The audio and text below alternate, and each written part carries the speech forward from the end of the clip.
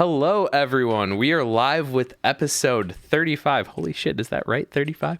Episode 35 of Cosplay Photo Critique. I feel That's wild. Yeah, we've been doing this a lot. I feel like more than I thought we have, but thanks everyone who stuck around and continued watching. Hell yeah.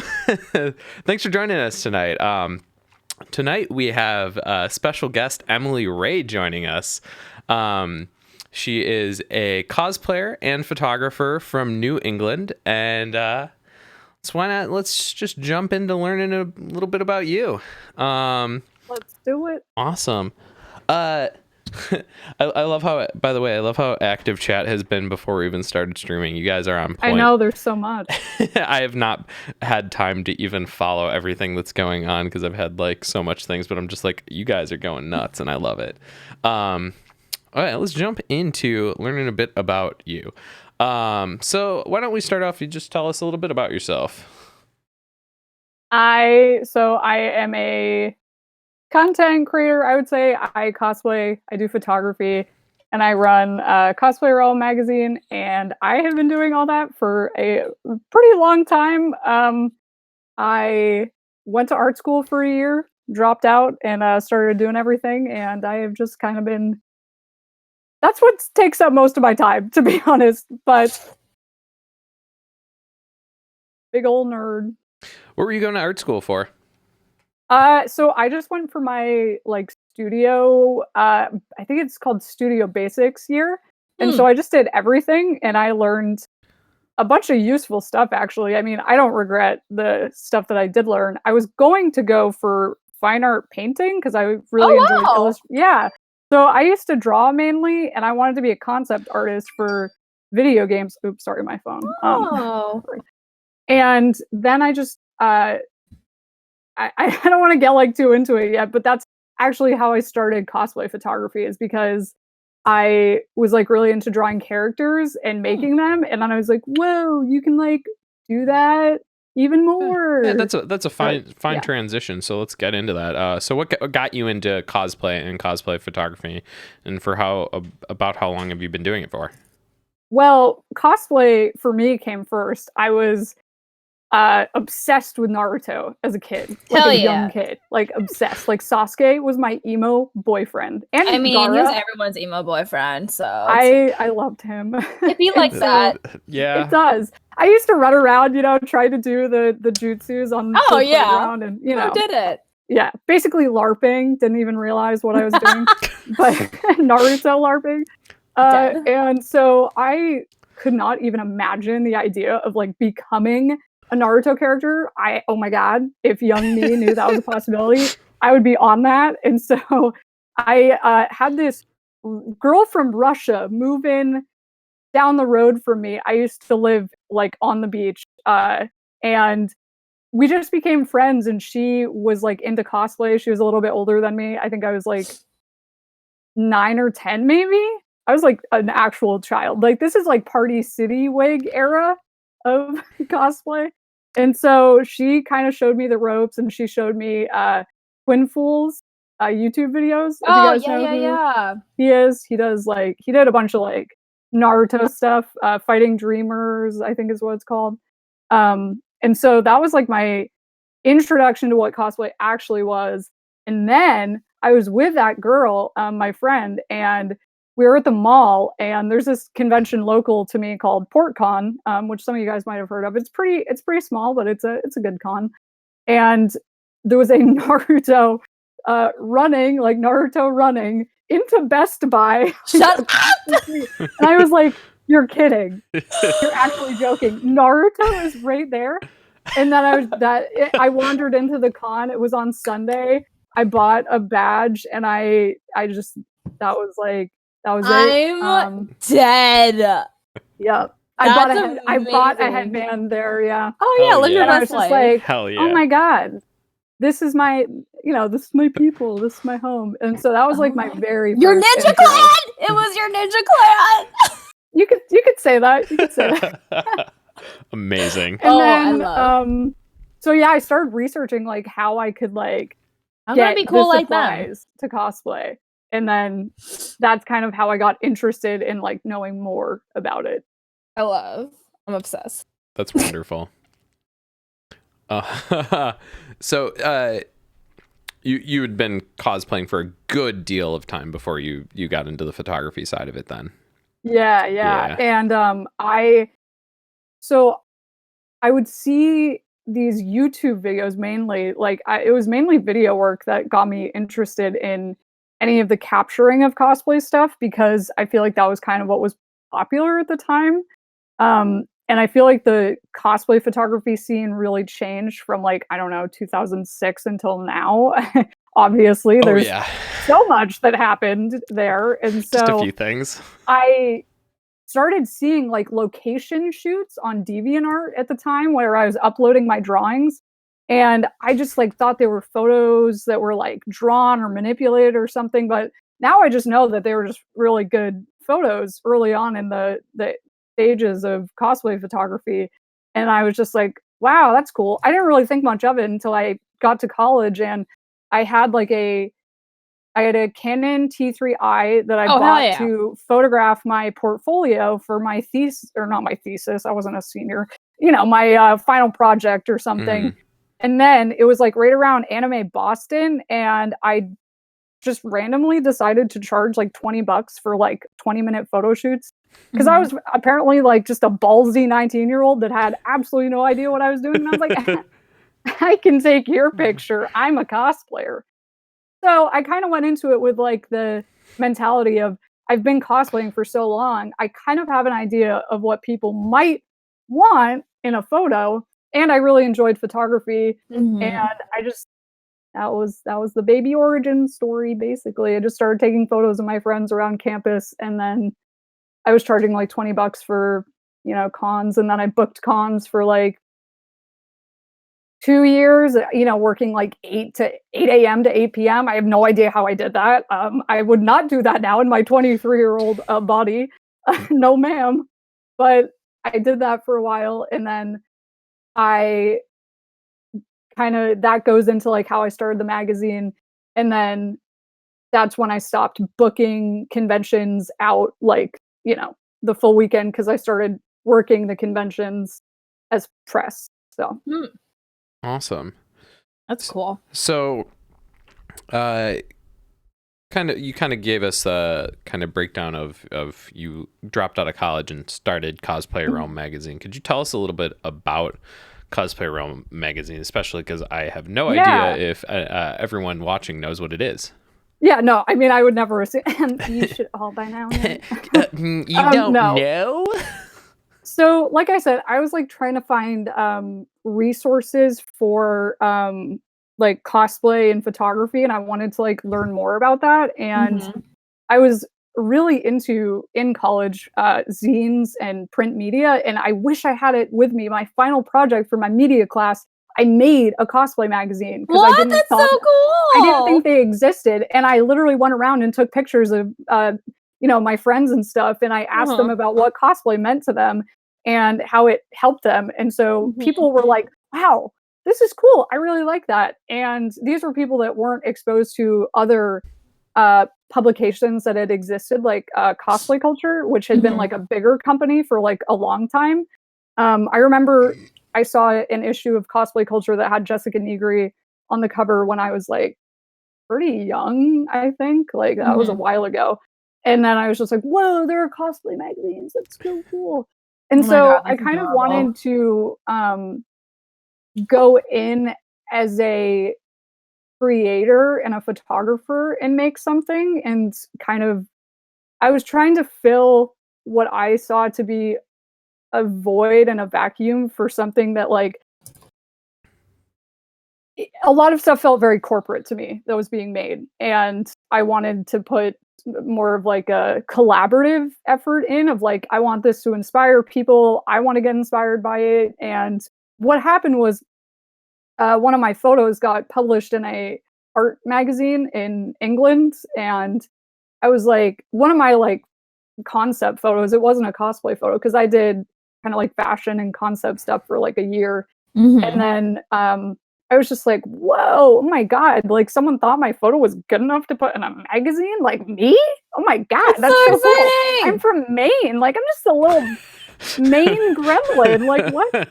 And it like skyrocketed my work. I saw my work get better from like when I was in that magazine, and then I was just so like motivated, you know. And I just like, if I could do that for someone in even a very little way, that was the idea and the basis behind starting the magazine. That's awesome. Cool. That's so cool. My next question was going to be, where did the inspiration to start Cosplay Realm magazine come from? But I feel like we covered that one pretty solid. Yeah, already. I kind of lumped it in. Yeah, no worries. So now that the magazine's been going for a little while now, around a little over 2 years, I think. Is that correct? Yeah, actually, we're pretty on the same timeline with this show. Like the first issue was like March 2017. Cool. And we're on 33 right now. Nice. Oh wow, already 33. Yeah. Goes fast, man. It's crazy. It really does. So now that you're at this point, how do you go about continuing to come up with and find content for the magazine?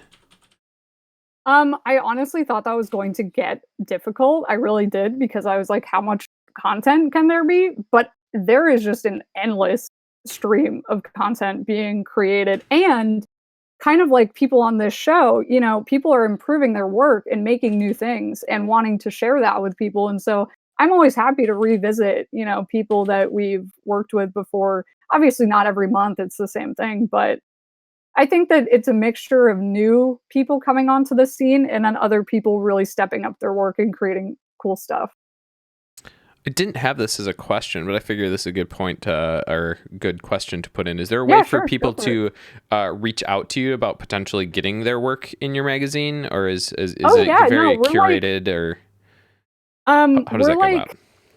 We're like 95% submission based. I like to keep it the people that want to be a part of it.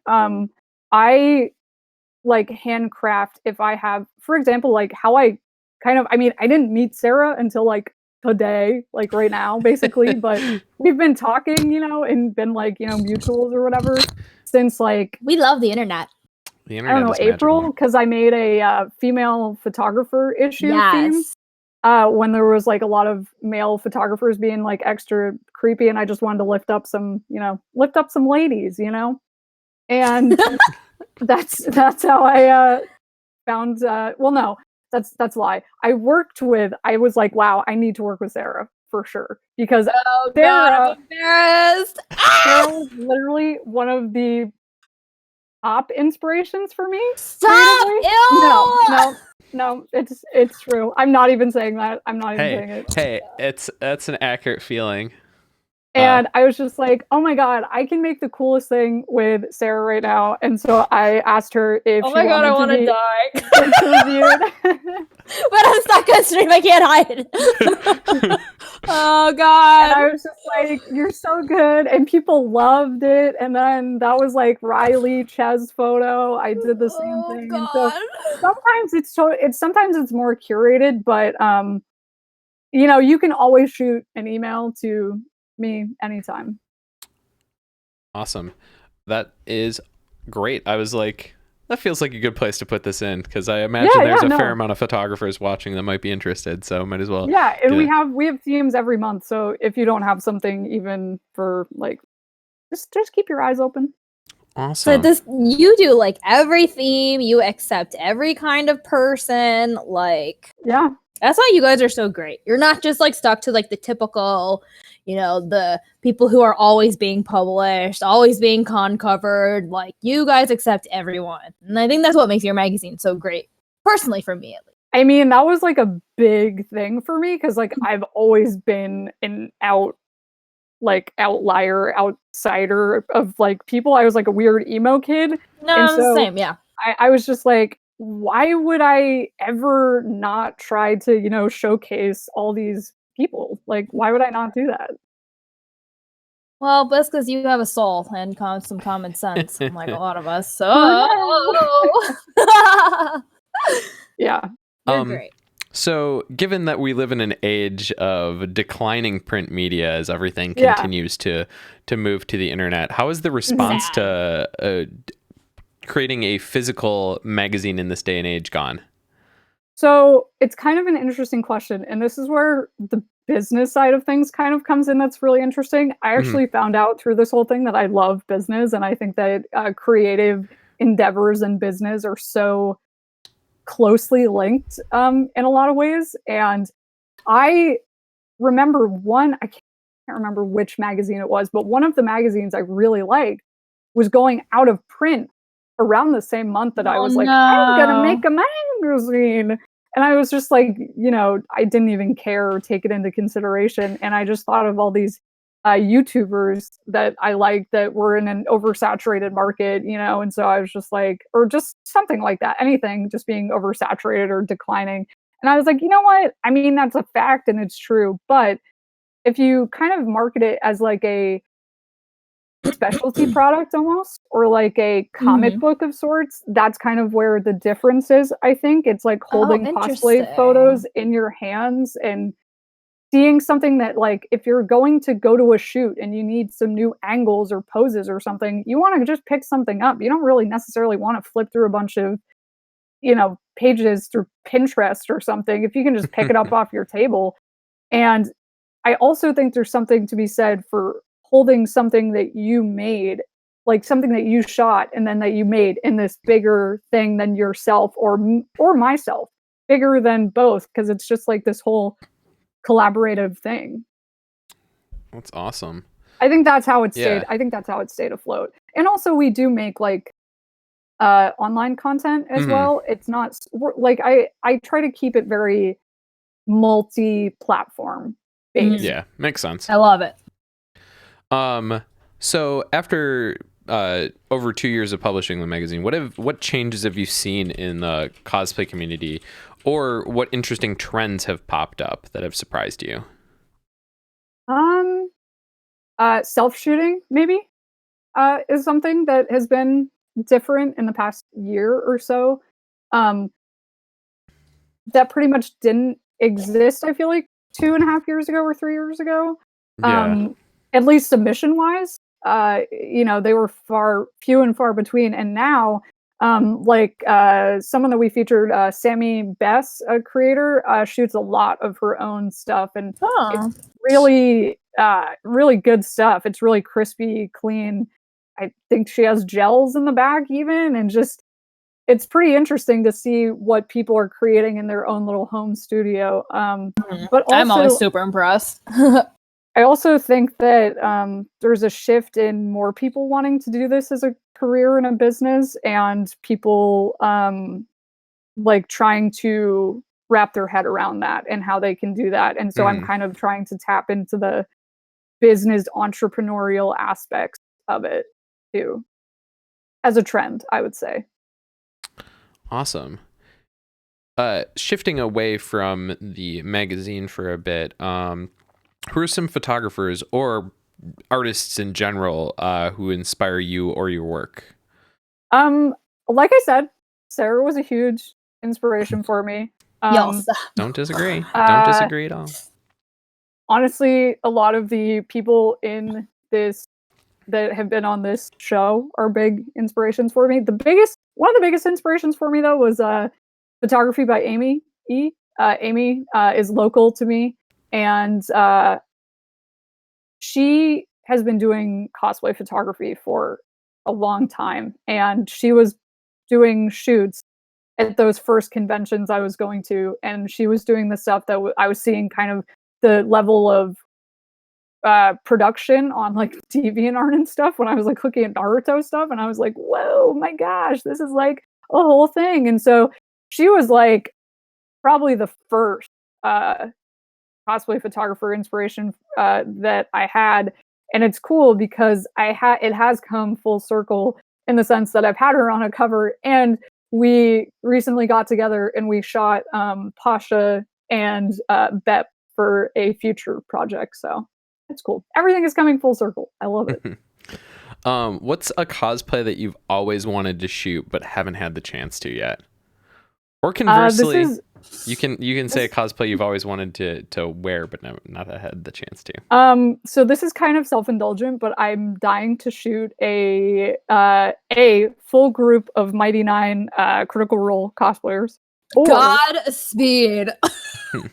or just a Molly Mock, which is the purple guy. Oh, that's who you dressed up as, right? Yeah, exactly. Which is why I'm like, I've done multiple shoots as that, but I haven't shot that. Oh wow! So that's awesome. There's a lot, of course. I mean, there's a million, but so kind of digging into how you go about your photography. Is there any specific things that you do when you're coming up with a concept for a shoot or an individual photo when you're during the shoot? So I like to talk with the person about the personality of the character and what they want to get out of the shoot. If they want a certain like narrative told, if they want it to be like more moody or happy. And of course that can be tailored character to character, but I think that, getting that idea of like the end goal of the photographer and the cosplayer together, and then looking up just on Pinterest some character poses that are always good to have. I don't save them to my phone. I probably should, but I just do a quick Google search, do a little research. So that's pretty much all I prepare for, though. What's one piece of advice that you'd give to photographers? Don't do the eye thing. Don't do the eye thing. What's the eye? Like you're gonna take the dodge tool and turn that shit up to 100% and then just go in. I did that. I like to call them either alien eyes or laser eyes. Those are the two things. That was like my brand for like a year. I think all of us have been there. Yeah, it's a mistake lots of people make up front. I'm gonna post in chat a link to my favorite tutorial on if it goes through here. Dang it. Sometimes this little button does not want to play nice. Of course it doesn't. But I'll try and get this here. There we go. It's a link to my favorite tutorial on how to edit eyes and like make them pop, but not make them look like craziness.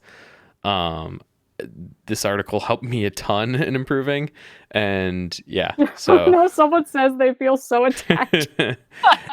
It's something a lot of us have to learn because it doesn't. I did that for so long. Also, I feel like it depends. Like obviously, if the character is like an alien and they're in space and they have like lasers coming out of their eyes, like if they actually have laser eyes, then do laser eyes. But we as like humans or like two-dimensional characters, they don't have laser eyes, so just. I would also say like blowing out your highlights is really easy. You don't like being blinded? No, just like in the background it's like white.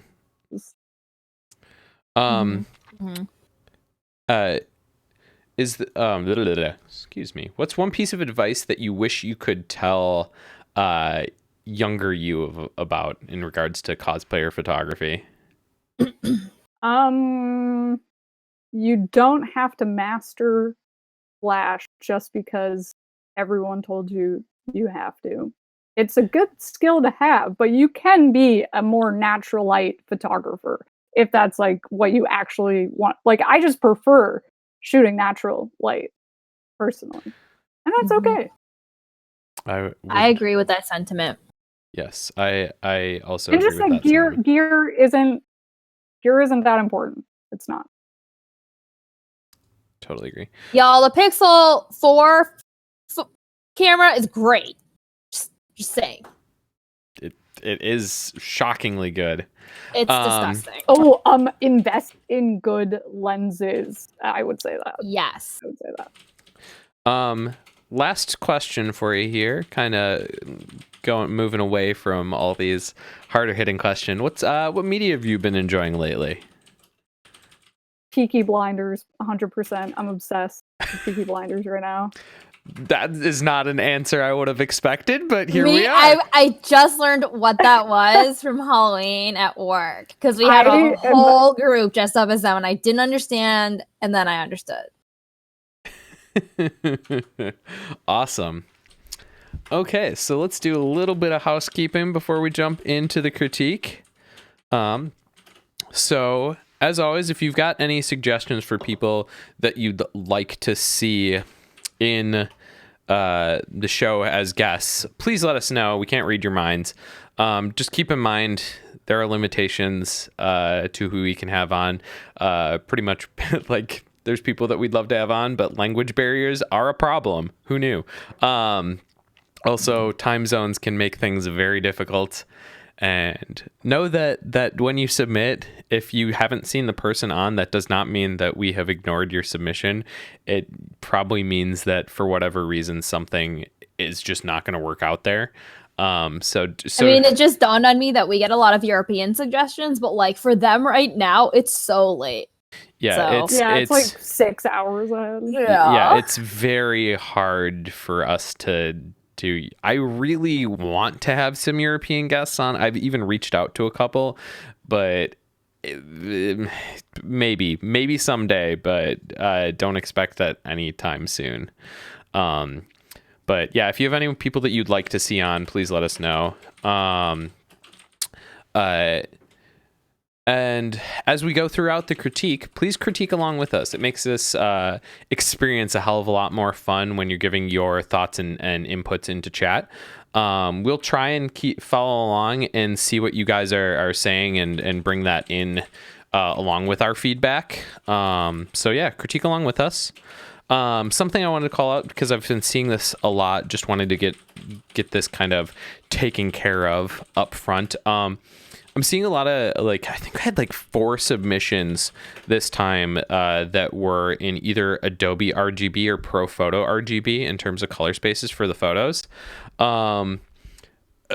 People who are doing that, I don't necessarily, I don't know if you're doing it intentionally or not. I would take a guess that maybe you're not, but I don't know that for sure. The one thing I would say is my suggestion to people moving forward, just use sRGB, because unless you are working in a full Adobe RGB or ProPhoto RGB color space, and I mean that from like taking the photo, editing the photo on a screen, unless you have a like actually really good color calibrated screen, you're not getting the benefits of Adobe RGB or ProPhoto because the color space isn't there.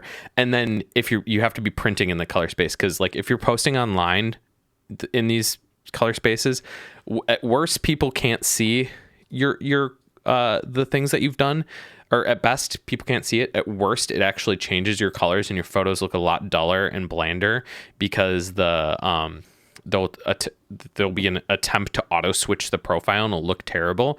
And I just don't want you guys to have that happen to you, where you give a photo back to a cosplayer and they're like, wow, this photo looks so dull and boring. What the heck? And your photo actually looks great, but yeah, it's not you. Yeah, and it just is because of color space. So make sure that you're working in an sRGB color space. Unless you have a very specific reason not to be, just work in sRGB. It'll make you guys a lot happier. Yeah, just something to check, because I get that a lot, and like it is drastic sometimes. Where was I here? Okay, so donations and subs. Right now, we are working to our goal, if you look in this upper right-hand corner of the screen, towards new emotes. They're going to be awesome, you guys. We got previews, you guys, and they're amazing!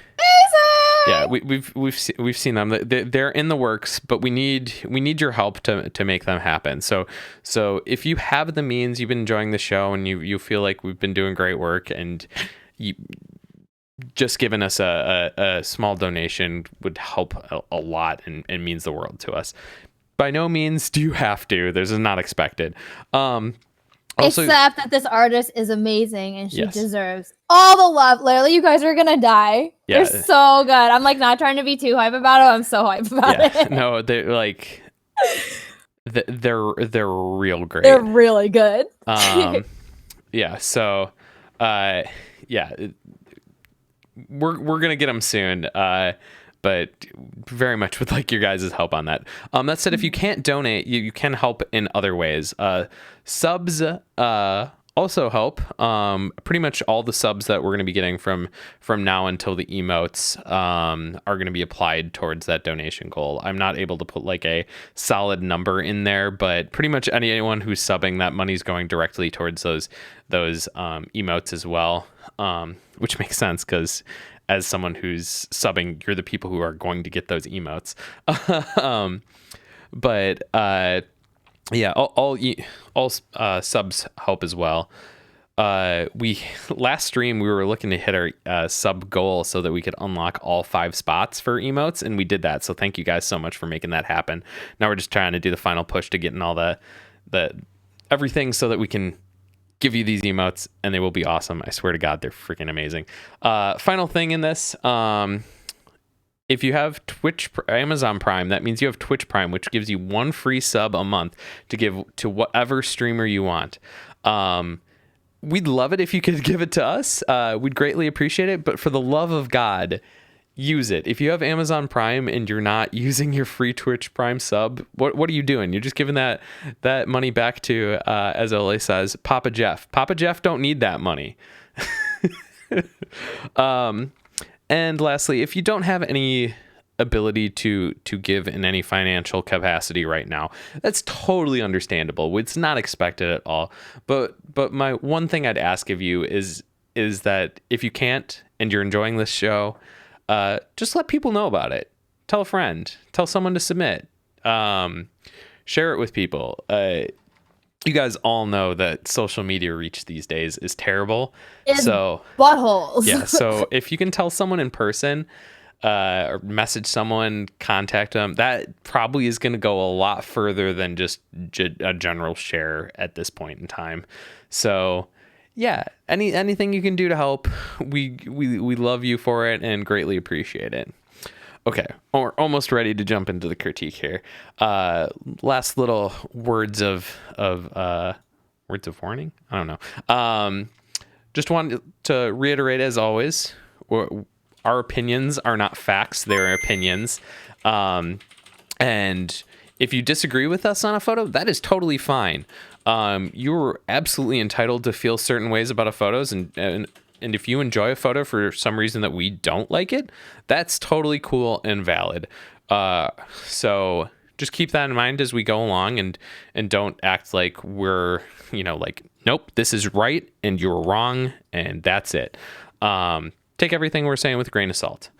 And I will be giving out links to the photos on Flickr as we go, so that you don't have to critique along with us from just a tiny compressed video screen, so you can actually see the full res photo.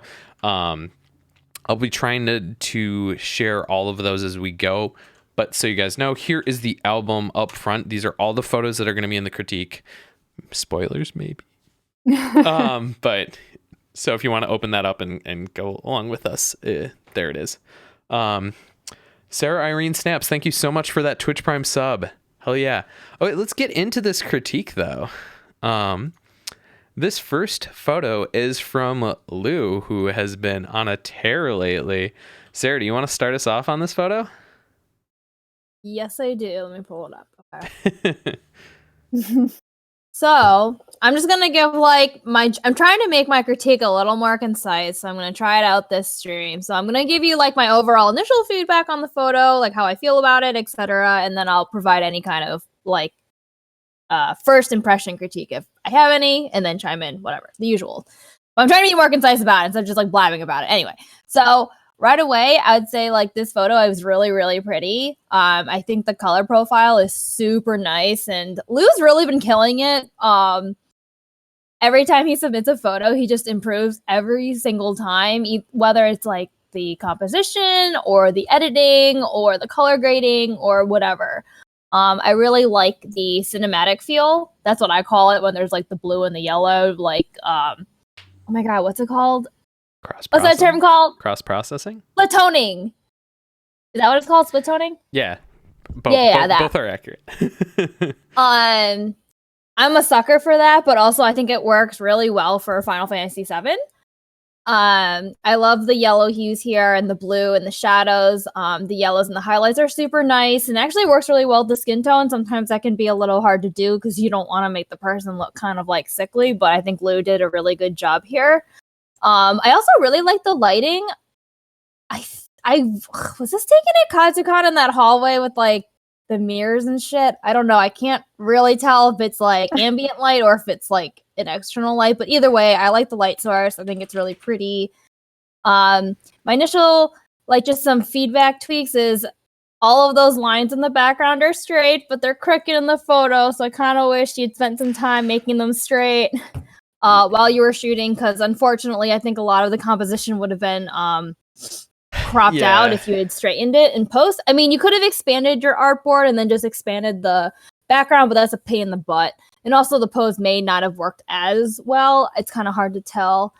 The other thing is I think the skin retouching is actually really, really nice, but there is something there that you didn't quite clean out. Yeah. There is some like tape for the wig that the cosplayer had to keep the hair down. So I would just Photoshop that out. My eye zoomed into that like immediately. Because as a cosplayer, I also use tape to keep like my wig hairs down, and sometimes the wig lifts up because wig sucks. So I kind of wish some time had been used to take that out because you already did such a good job on the skin. So I'm kind of like, how did you miss that, Lil? I'm only giving you shit because you've just improved so much. So, yeah, those are my initial thoughts. Totally echo all those. The color grading in this shot is awesome. Super nice. A couple general thoughts I have on this one. I kind of wish it was a little bit darker. Feel like it's maybe a little bit bright, and I wish the shadows were a little bit deeper. Maybe that could be just me though. And also with the pose, I really like where the pose is going, but I maybe wish that the front hand was maybe up just a little bit more, just kind of like it's already dynamic. I just wish it were a smidge more dynamic, if that makes sense. See, where the hand is though, it comes in directly with the back of the weapon, which is really satisfying. Like it's just a solid line. If you guys see that. Yeah. I it's more the front hand that bothers me than the back hand. Especially because like I think what gets me about the front hand is like the forearm is like perfectly in line with the bottom of the frame. And there's just something about that gets me. And I don't know why that is, but I think maybe just like a little bit up, a little bit more bend in the elbow, I think would make it feel a little bit more dynamic, if that makes sense. Yeah, that makes sense. Overall though, this shot's awesome. I do like their the way the catch lights are in their eyes. That kind of like vertical strip is really interesting as well. Like it's very unusual, but pretty neat.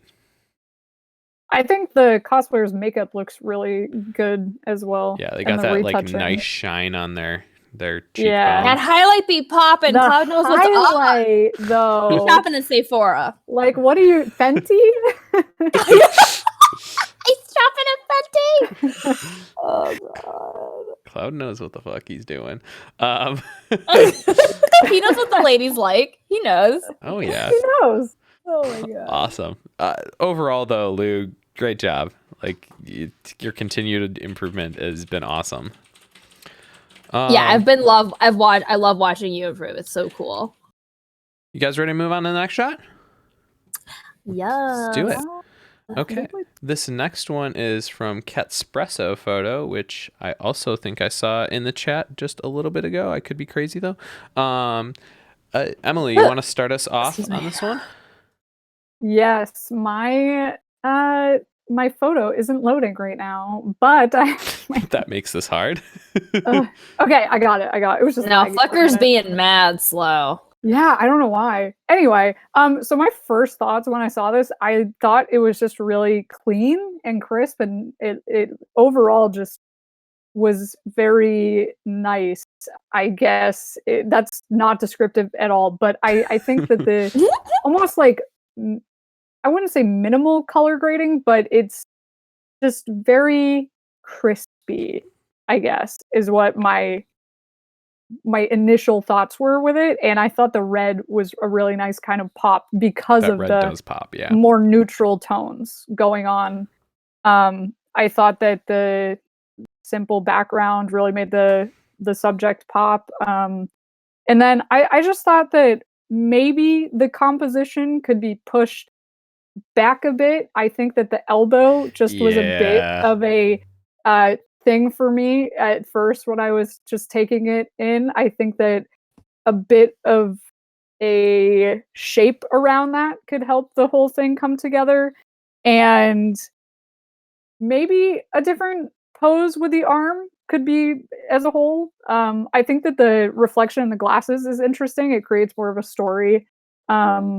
But overall, I thought this was a really nice shot.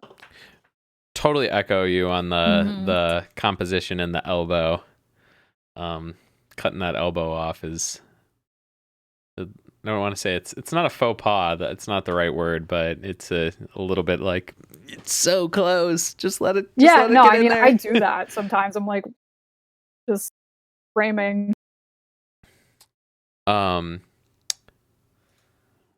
Yeah, no, it's a really solid shot. I love the reflection in the sunglasses. That looks awesome.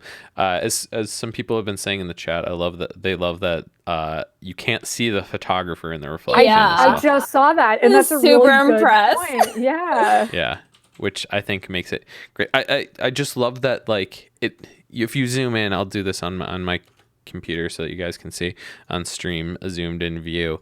Just like how much detail is in there. It like is like it's like a scene in the glasses.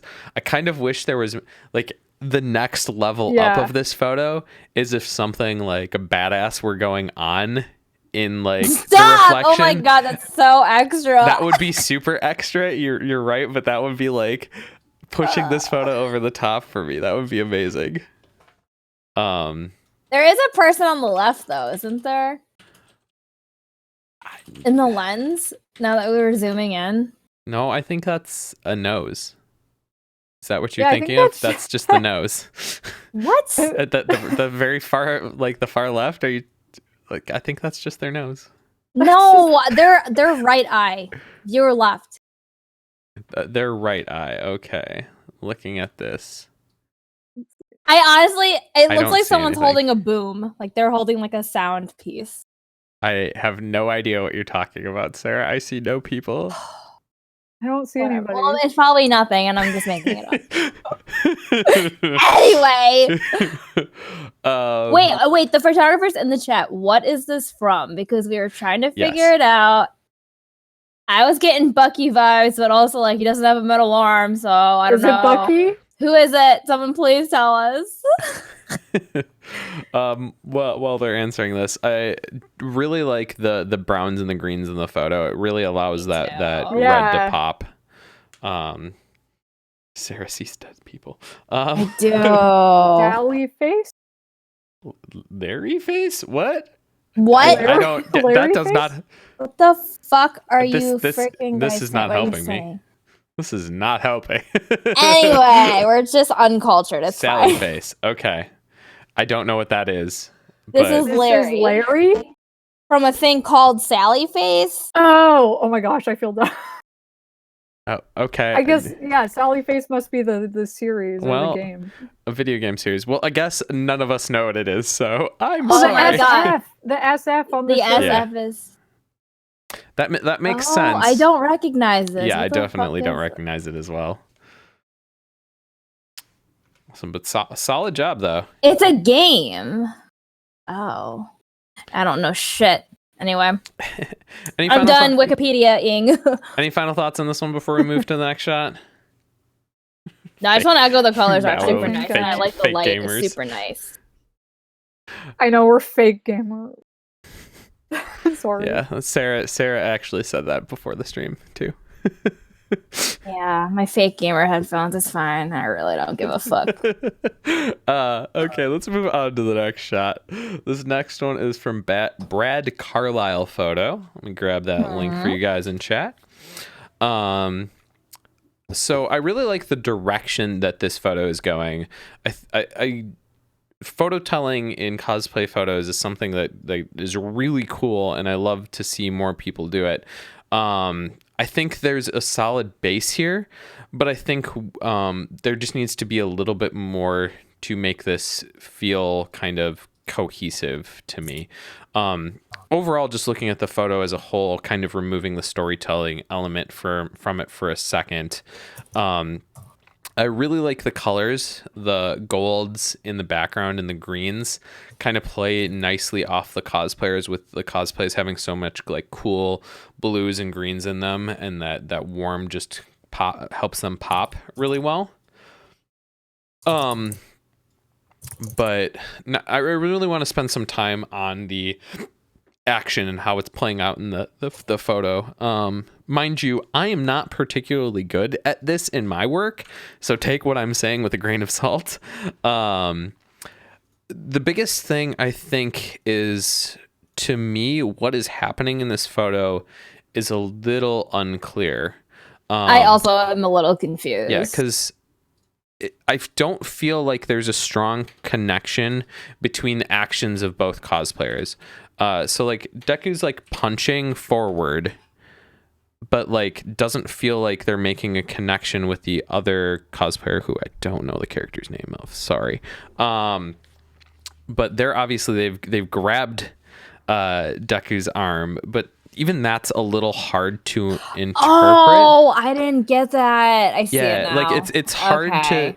it's hard to follow that line well, to kind of see that connection there.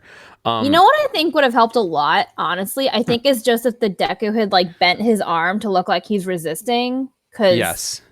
Oh my god, I totally or- never would have seen that unless you'd said Yeah, it, though. or even had like a visual connection. It looks like Deku is not reacting to being To grabbed it at all. It looks even like, though he's looking right at it, yeah, which is like interesting. yeah, it looks like he's almost trying to attack someone that's like to the left of the frame, like out of the frame.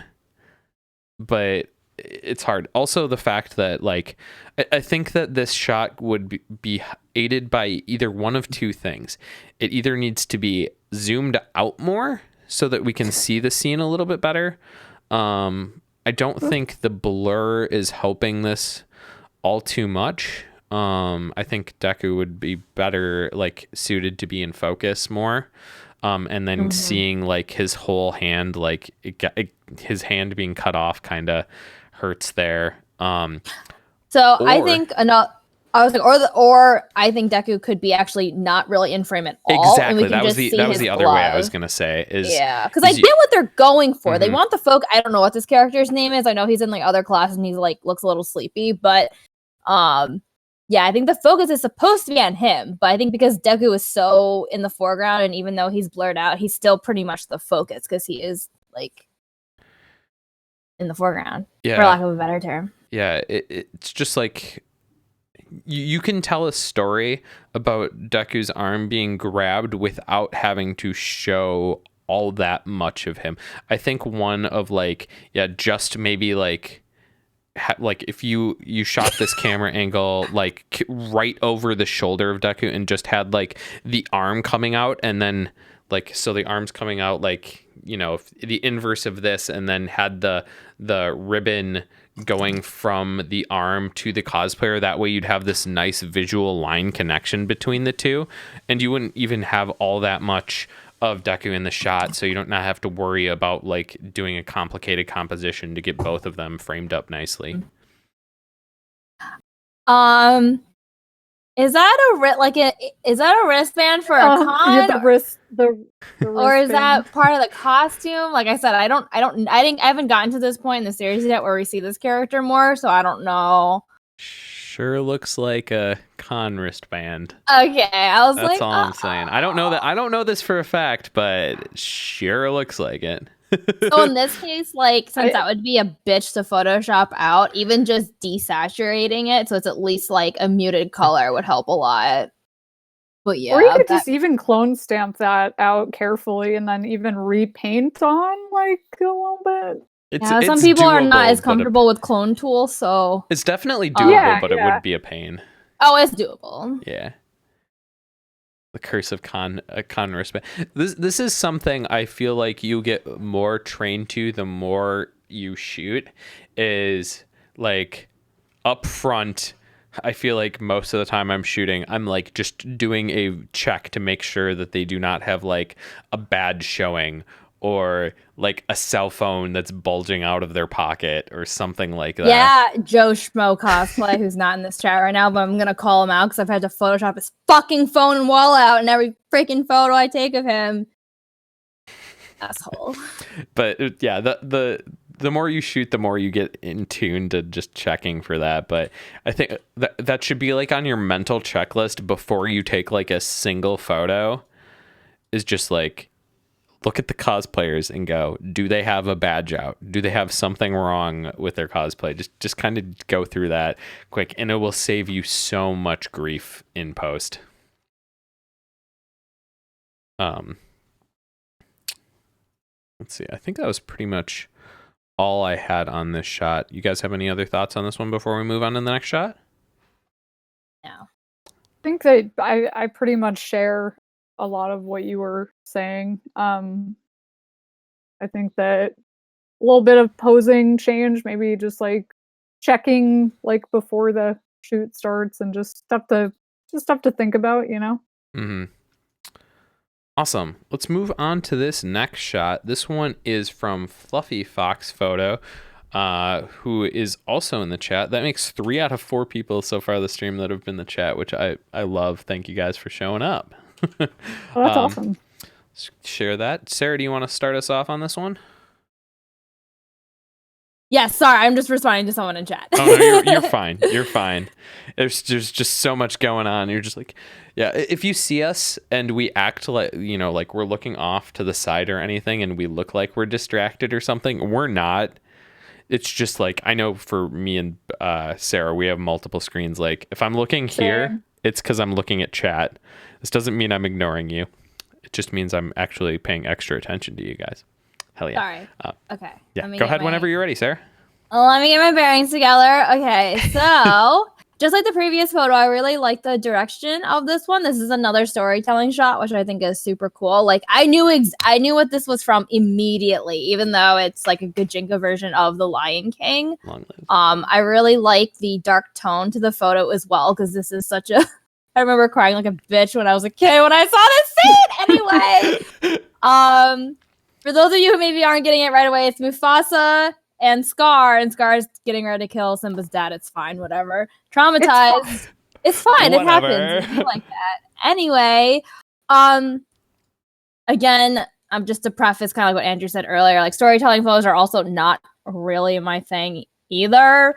But I think to have this photo be brought to the next level, especially with such a fierce like emotion that you're trying to get across, I have like a few suggestions.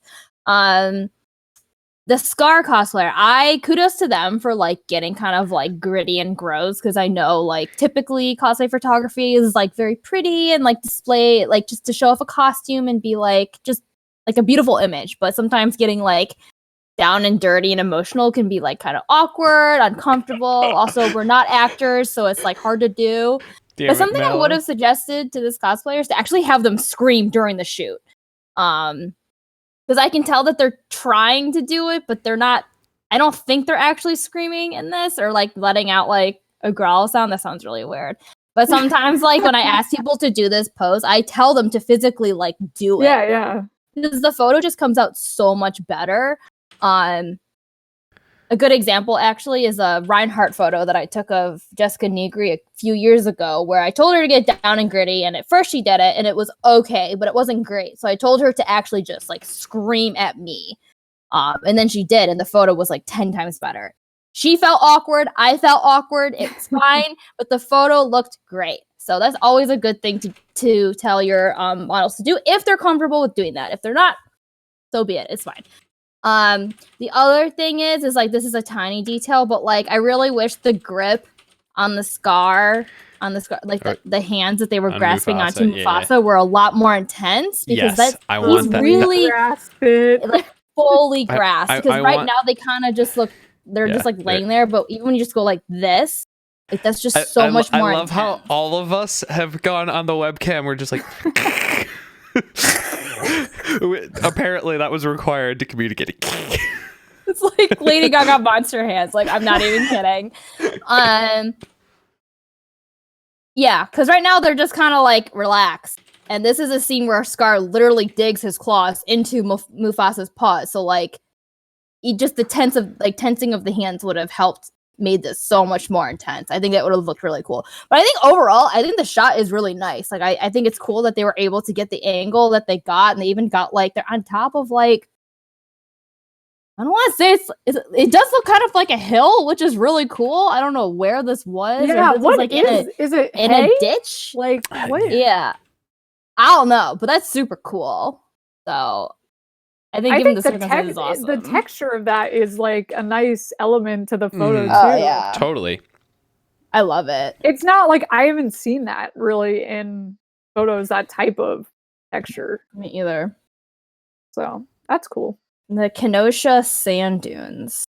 Ooh, I really should go there. So that's some Wisconsin locations for you guys there. Yeah. Oh really? Yeah, Derry. Is it? Yeah. Kenosha. Oh. My neck of the woods. Anyway, that was like really nitpicky feedback. But overall, I think the photo is really cool. I haven't seen something like this before, so yeah, it's really different. Which is like I feel like it's hard to see stuff that hasn't been seen. You know, agreed. Like everything has been done. You know, we love art. I have a couple thoughts I want to say. I'm like genuinely finding the cosplayer's face a little creepy, but I think it works great here for like how it is. The one thing that gets me, and maybe this could just be me, but man, their teeth feel just a bit too white. Am I crazy here? Yeah, are they whitened? I got to imagine they are, because they are very white, and that kind of threw me off a little bit. Unless she just has really nice teeth, in which case I'm if their teeth are that white, then holy buckets, that is incredible. But it just like with how, you know, orange with the makeup the cosplayer's face is, it makes the white of their teeth maybe stand out extra strong. So that just kind of threw me off. That's pretty nitpicky, but it is something that I had my brain the same keyed thought. in on. The other thing that I think wouldn't be too bad to do, and I think could make this photo look a lot more dynamic, is doing a sky replace.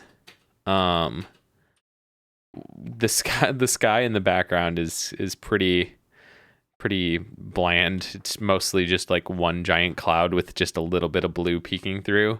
I think if you like found a cooler fitting photo for it, it could kind of make the shot feel even more dynamic. And just I will say another thing with the expression though, the vein down the person's forehead shows that it helps like the kind of, I guess, cinematic element to it, because it's like the person is like, you know, like and I also think that this could have used perhaps a little bit more of like contrast, dodge and burn. It's I wouldn't call it a flat photo by any means, but I think it could use a little bit more of dodging and burning. Especially I want to see the highlights and the eyes popped a little bit more. I know it's hard when like their face is facing down, and probably most of the light is like reflected light from like the ground back up at the cosplayer, but I'm just putting this on my wish list, you know? Ooh, someone in chat said that like a dusty kind of look would be cool, and I agree. I agree. Yeah, like some sort of dust overlay could work really well here.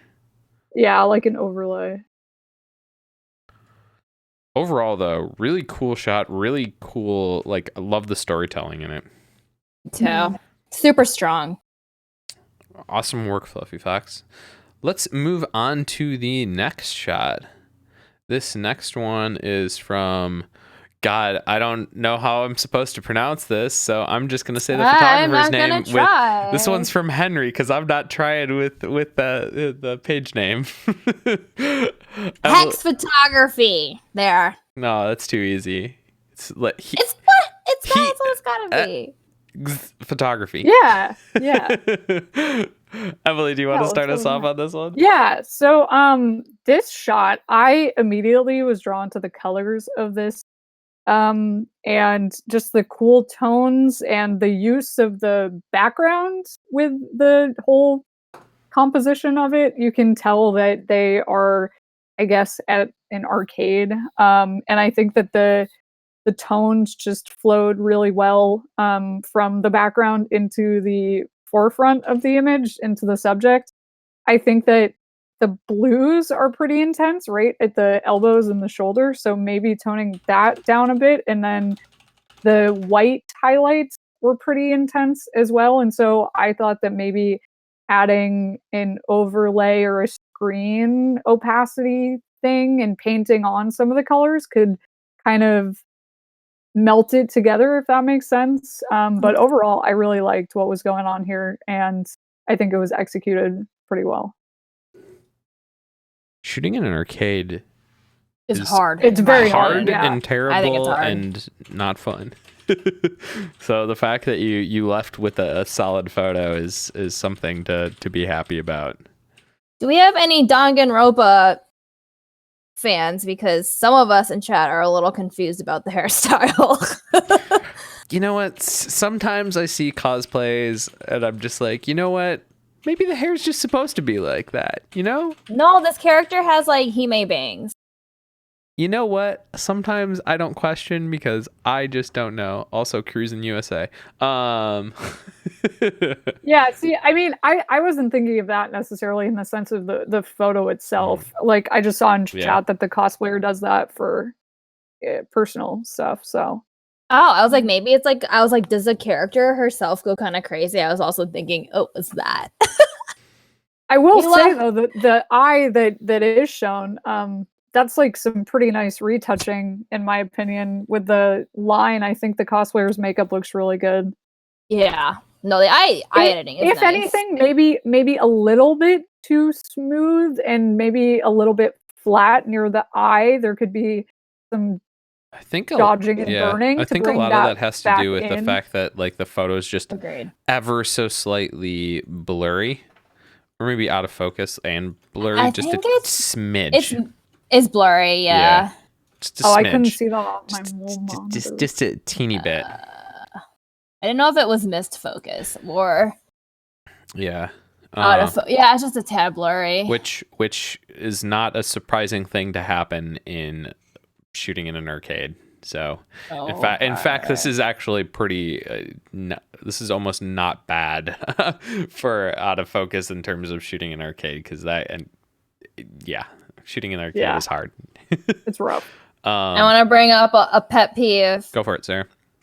I brought this up last year. Well, again, I'm a crazy person, but liquefying the eyeball is fine. Just make sure it's eyeball shaped, because her color of her eye, it's like oval. You see it? Yeah. Again, it's one of those things that I personally notice right away. I'm all about enlarging eyeballs. If change your eye shape, I don't care. But eyeballs or irises are just not elliptical. So just keep that in mind when you're liquefying, because it's unnatural looking. Yeah, I also think just like the flyaway hairs on the wig on the right side could be cleaned up, and it would just look a bit more polished, maybe. Yeah, it's a hard background to retouch those out of, unfortunately. Yeah, it is. I would rather die. That's a pain. I just started like focusing on that, so Stuffwide did make a comment that I was kind of questioning is whether it was the pupil not lining up with the contact and that causing that eye shape to be wrong. I don't think. Wait, that's what lining up with the contact? You know when the contact and the pupil don't totally line up, and that No, causes. it's definitely but liquefied. I think it is liquefied, but that can happen. Yeah, But, no, I've seen enough poorly liquefied eyeballs. I think that's why I'm so picky about it. It's just like realistically speaking, like our eyeballs just don't do that. so the one thing that I would say, assuming that this photographer did liquefy this photo, the one thing that I want to talk about in terms of liquefying here is head shape. Head shape's the one thing that I think you should spend a decent amount of time working on with liquefying, because most of the time when people put wigs on, they have a bunch of hair on their head already that they're stuffing and hiding underneath a wig. So all of a sudden their head is like significantly larger up top. And in this wig, I feel like I see a specific bump where like there's probably like a lot of hair being hidden under that specific part, and that kind of that like peak at the very top of the head. Kind of when I say peak, I mean like the highest part in the frame. And I think liquefying that down and kind of liquefying the head shape would make the wig feel a little bit more believable. That's my nitpicky thing. If you get to talk about liquefying eyes, I'll talk about liquefying tops of heads. Oh, this photographer's in chat right now. Okay. Let's see. I don't think I shopped this one. I think it's the lenses. Okay. I mean, I will believe you if you tell us that you did not liquefy it. Then you didn't. One thing I do want to say on this photo is I really dig how much the light is flaring in the background. Me like, too. It's not just like blobs. The color is like flaring off, like how it's flaring, that blue is flaring onto like the left elbow. It's just like really nice. I dig that a lot. It has like a nice urban feel kind of to it, even though it is in an arcade. I think the final thing I want to talk about is the pose, though, for just a little bit. I don't think it's bad by any means. I think it comes off as fairly cute, which I think is the intended purpose. But I think there's some small tweaks that I would like to change about it. In general, I try to avoid having the cosplayer and any subject be on the same, I'm going to say, plane as the camera. So, I mean, the shoulders are square to the camera, face is square to the camera, hips are square to the camera. It just kind of makes for a little bit of a less dynamic of a pose. I think it's fine to have any one of those square to the camera, but when you have like all three of them, it just feels a little bit more stiff than it needs to be. I think maybe, if the head stayed in the same place, but like the shoulders were turned a little bit more, it'd feel just a little bit more dynamic. Finally, the arm that is hanging down, her right arm, I think if she had that up instead of just like, it looks like she's just hanging and didn't really know what to do with that arm, which that happens. One, I wish it was in frame, and two, just having it hang down feels a little,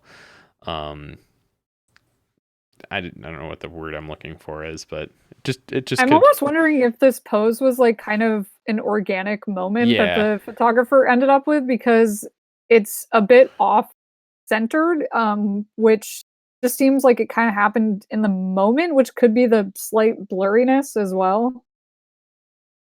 I've definitely had moments where, someone's like shifting right in between a pose and I'm like, that's it. And then, it doesn't come out exactly sharp or so. Yeah. I want to, since I saw something in chat, I want to call it out particularly because I think this is a thought process a lot of people can have. Is Elemental Sight said, most models I shoot are unsettled when liquefy is used. There's an aspect of this isn't me anymore. I think if you're getting into that realm, you're liquefying way too much. Liquefy is a tool to be used sparingly and carefully. And if you're starting to alter someone's shape so strongly that they don't have the ability to recognize themselves. That's probably less on the tool and more on how it is being used. In my mind, the liquefy tool should be used as a correctional tool to fix things that are out of place, out of whack, or just, could use slight adjustments. If you're using it to greatly change someone's shape, I don't think, which, whatever, if you choose to use it that way, lots of people do it that way. How lots of Asian cosplayers do that to their photos intentionally, and you can judge that for what it's worth. But what I would say is, if you're worried about the cosplayers viewing it as you being too strong with worried about liquefy altogether just because they're worried about changing their shape, that's not how I use liquefy, and it's something you should be careful about and really just. I mean, that's not what liquefy is for, but that's what the community has made people think it's for. Because I think saying that it's a correctional tool, I think that's a good way to put it. I always have a hard time explaining to people what it is and how we use it, because I use it a lot, but usually it's to again even out your stupid wig bump, or fix the folds of fabric, because sometimes a fold in the fabric just gets all out of whack and you're like, fuck, I should have done that on site, but I didn't because I'm a dumbass. So I'm gonna just move it in a bit. In terms of facial features, I've asked, Mallow's in chat, she does it to me. I've asked Sona Photos to do it, and Mason Hikari, but I started doing a new makeup technique that involves the eyelid lace, and I'm still trying to get used to it, but sometimes my eyes are still uneven, so I'll ask them just to make sure that my eye shape is evened out, because sometimes I don't do it well because I suck. But that's a correctional thing. I'm not asking them to change my eye shape or to change my face so much that it doesn't look like me, because I don't want that. But some people do want that, and if they're okay with that and you're okay with doing that, then that's fine. But it's all personal preference on the cosplayer or the model, or whatever you want to call them, and the photographer's comfort level. I personally am not okay with liquefying your body to hell and back to not look like you, because I don't believe in that. But that's just me. So absolutely, there's nothing wrong with wanting liquefy, not wanting to do it. Again, it's all personal preference. There's no right or wrong answer to this question. There is a wrong answer, and there's definitely a wrong answer. No, because if you are Nami from One Piece and you want a Nami from One Piece body. No. What I was going to say, the wrong answer is doing extreme liquefies as the photographer without consulting the cosplayer first. That is the only. That is. Oh no! Here's story time. It's quick. It's quick. I love it.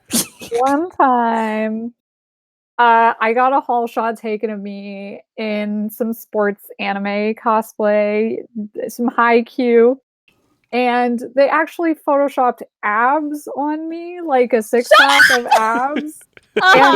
And they snatched my waist in, and I got the photo back, and I literally was laughing, and my friends were like, is this a joke? Wait, but men don't have snatched waist. I'm not even concerned about the abs. I'm concerned about the snatched waist. That's kind of amazing. Oh my god. Anyway, that's hilarious. Story time. Oh god. I love it. Yeah. I think communication though is the basis of that. Someone said that, and it's varies for everyone. As always with most things, but especially in cosplay photography, in all facets, communication is key. Always. Okay, I think we're probably good to move on to the next shot though. So this next shot is from Bear Photo Buffalo, which, hell yeah, I know you've had someone Ara on your case about submitting, so I'm glad you finally were able to submit. So hell yeah, I am glad you took that step, and I hope you find this useful and helpful. Let me grab the link for all of you guys in chat here. So right off the bat, I really like the color toning in this image. Me too. The oranges and the reds play really nicely off of each other. And also just the kind of those like the blue in the skirt just kind of helps it like the cosplayer pop out just a little bit more than they would. And I just overall, there's just a really strong mood to this photo that I enjoy. Where was I? I have notes and I lost my place. I specifically love how like bright and saturated the like bokeh'd out highlights are. Those just look really, really nice. And I also feel like just kind of like the pose and the mood reflect each other. It's kind of like this relaxing, warm mood to the photo. I think this is the new Sabrina show. I haven't watched it at all. What is this? Sabrina the Teenage Witch. I think it's the first season specifically. What? No, the hair might be second season. I just binge watched the show. It's really good. I have not watched it at all. Is it a cartoon or is it real people? No, this is a Netflix like reboot kind of because there was already a live action. I know, yeah. I didn't know live action Sabrina. I don't think that's the real people. Yeah, I get what you mean. Real people. Wait, there's shows with real people? Ew. Ow. But no, I feel like this shot really encaptured the character really well of that like serene kind of fall moment, the warmth. I'm a sucker for fall, and this. Oh yeah. The mood in this is awesome. There is that one thing. Do you guys see that behind her? It's like gray. The tree. Is it? It might be like a pole or something too, but it might be a tree. I thought it was like a birch tree or something. Yeah. You mean the white one? Yeah. That was the only thing that my eye was like, oh, in this lovely fall scene. I think is this from Page Master?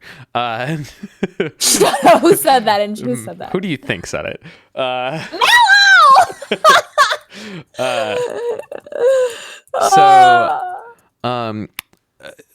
do want to say, like, as much as I love the mood, I think there's a few steps that I would take to kind of push it a little bit further. The first of which I would say, well, the top half of the background of this photo looks really nice, except that the birch trees may be a bit too white. The bottom half of the photo, like, there just is not enough color variability there. It makes the photo feel very flat on the bottom because all the color tones are like squished into one saturated like color value. They're all in that like orangey reds, and there's just not enough variation in there. I would spend a little bit of time just in that, like, make a mask of just that bottom section and maybe put like a little bit more blues in the shadow and maybe a little bit more yellows in the highlights, just so it feels like there's more depth to the color in the bottom half of this image. Because there's a lot of color depth in the top half of this image where the shadows are that kind of getting into that bluish tone, maybe magenta-y, and then the mediums are like that a medium orange, and then the highlights are that very bright orange, and that's that really wide variability there versus the bottom half, and that really kind of triggers my eye. Continuing on the color, the saturation in this image was pushed pretty far, which I think is totally fine. But I think where it falls down is on the cosplayer's like face. Agreed. I was going to bring that up too. Yeah, it just feels like the saturation on the cosplayer itself is just a bit too strong. It's a little too orange. Yeah, they're starting to look a little too orange, which is a color maybe we should avoid. It's not terrible by any means, but I think just bumping that saturation down a little bit could help. I think specifically on the contour on the cheek. Yes. Oh yeah. Yeah. Especially because like if you compare the saturation on the cosplayer's legs versus their face, it's pretty drastically different. Yeah. I mean, even on her shoulders, it's a lot different. Yes. Yeah. Did we talk about the lighting on the book? No, not yet. I wanted to bring that up too. Go ahead. I have thoughts, but you guys can start. You have thoughts. Okay. That could be I like it. I like it a lot.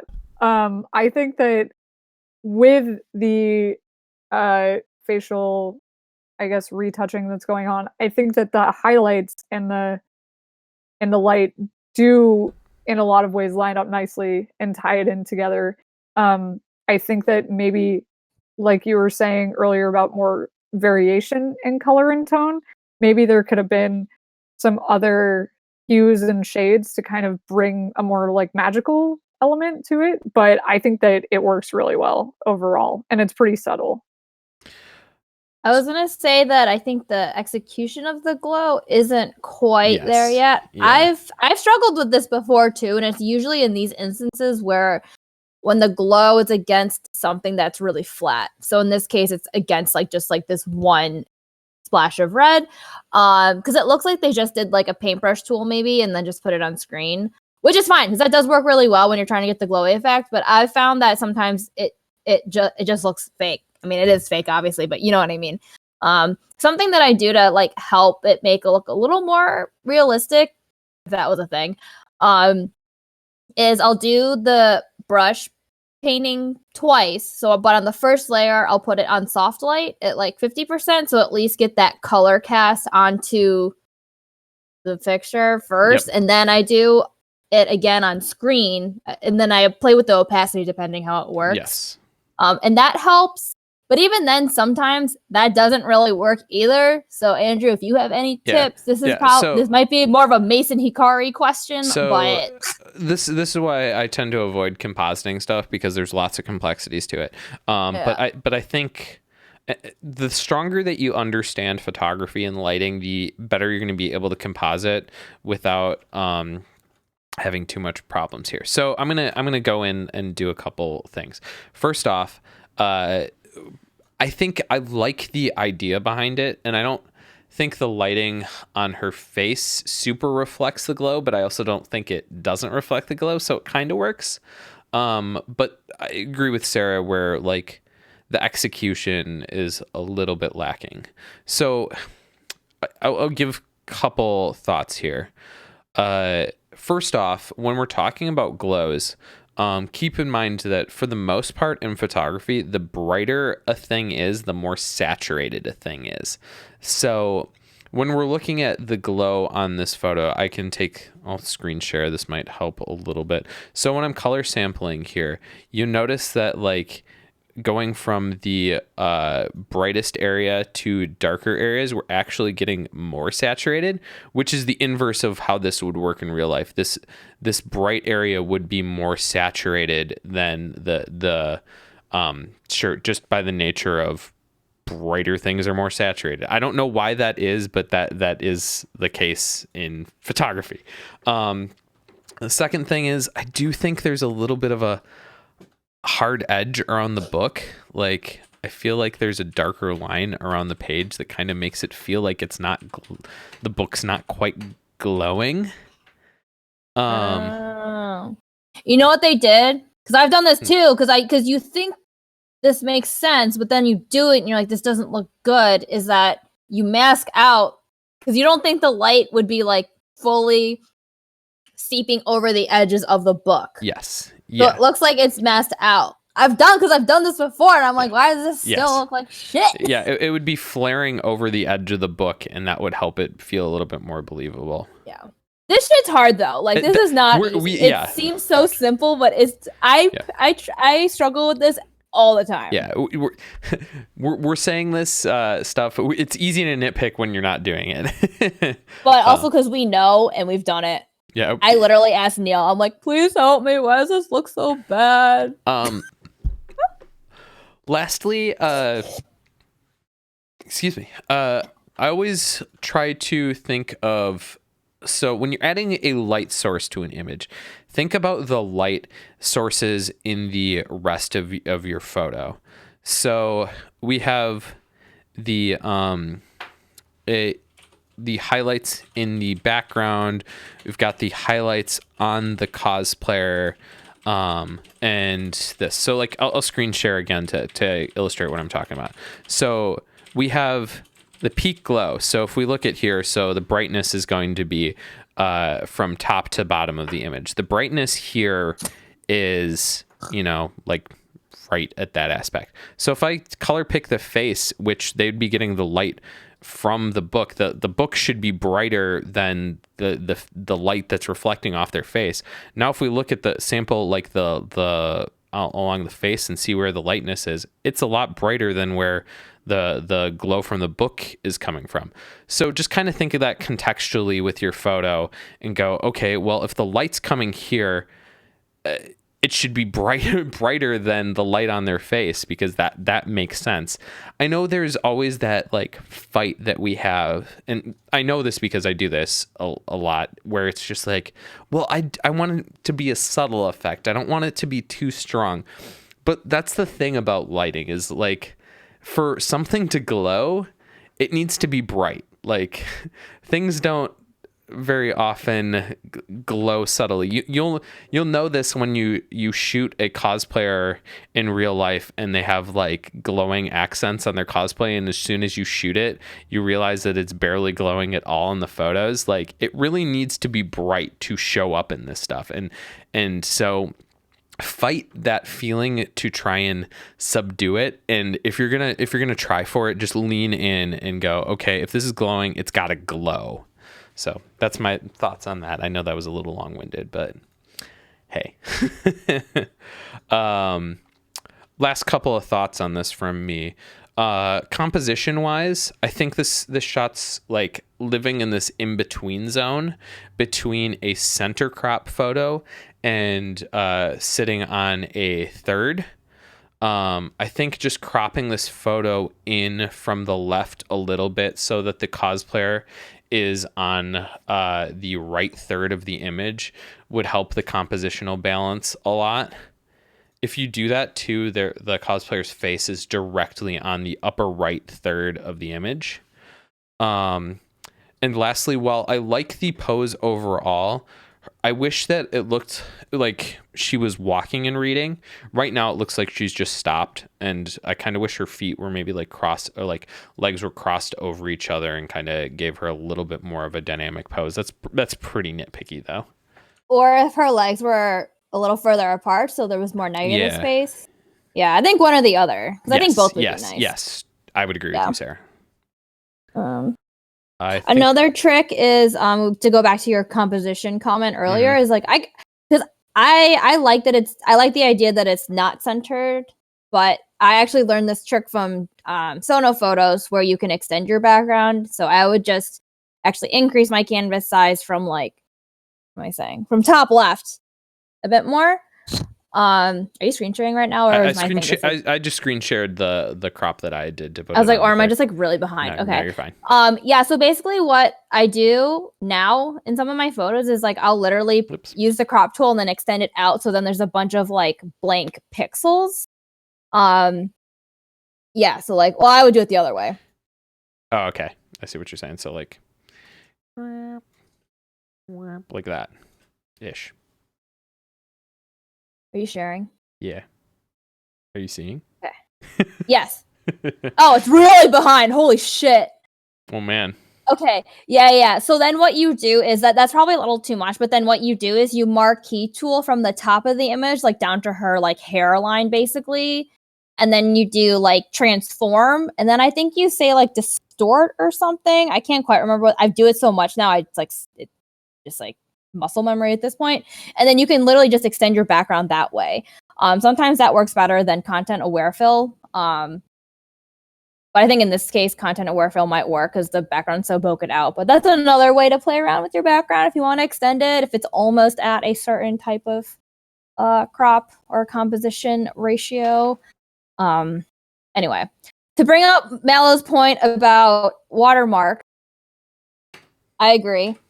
I think watermarks are distracting, and at this point, I'm just paranoid, so I just slap it on there. But I think Bear Photo Buffalo chose a really nice typeface and a really nice way to set it, considering he's slapped it in the middle of his photo, and I'm not freaking traumatized by it. Yeah, it doesn't bother me too much. No. I think I would maybe have, like, if in an ideal world, if I had to have it and it were me, I would maybe have put it like closer to the cosplayer's feet or in the corner of an image. But where it is right now doesn't totally bother me. I think what he's trying to do is fine. Yeah, I'm not. Yeah, You know, it's not a URL. It's not a Facebook URL. Like, that's what I can't stand. Facebook. I think for what he did, Bear it's Photo nice. Buffalo. Or like when people are like facebook.com//anime girl 69 / and you're like, no, my God, please don't.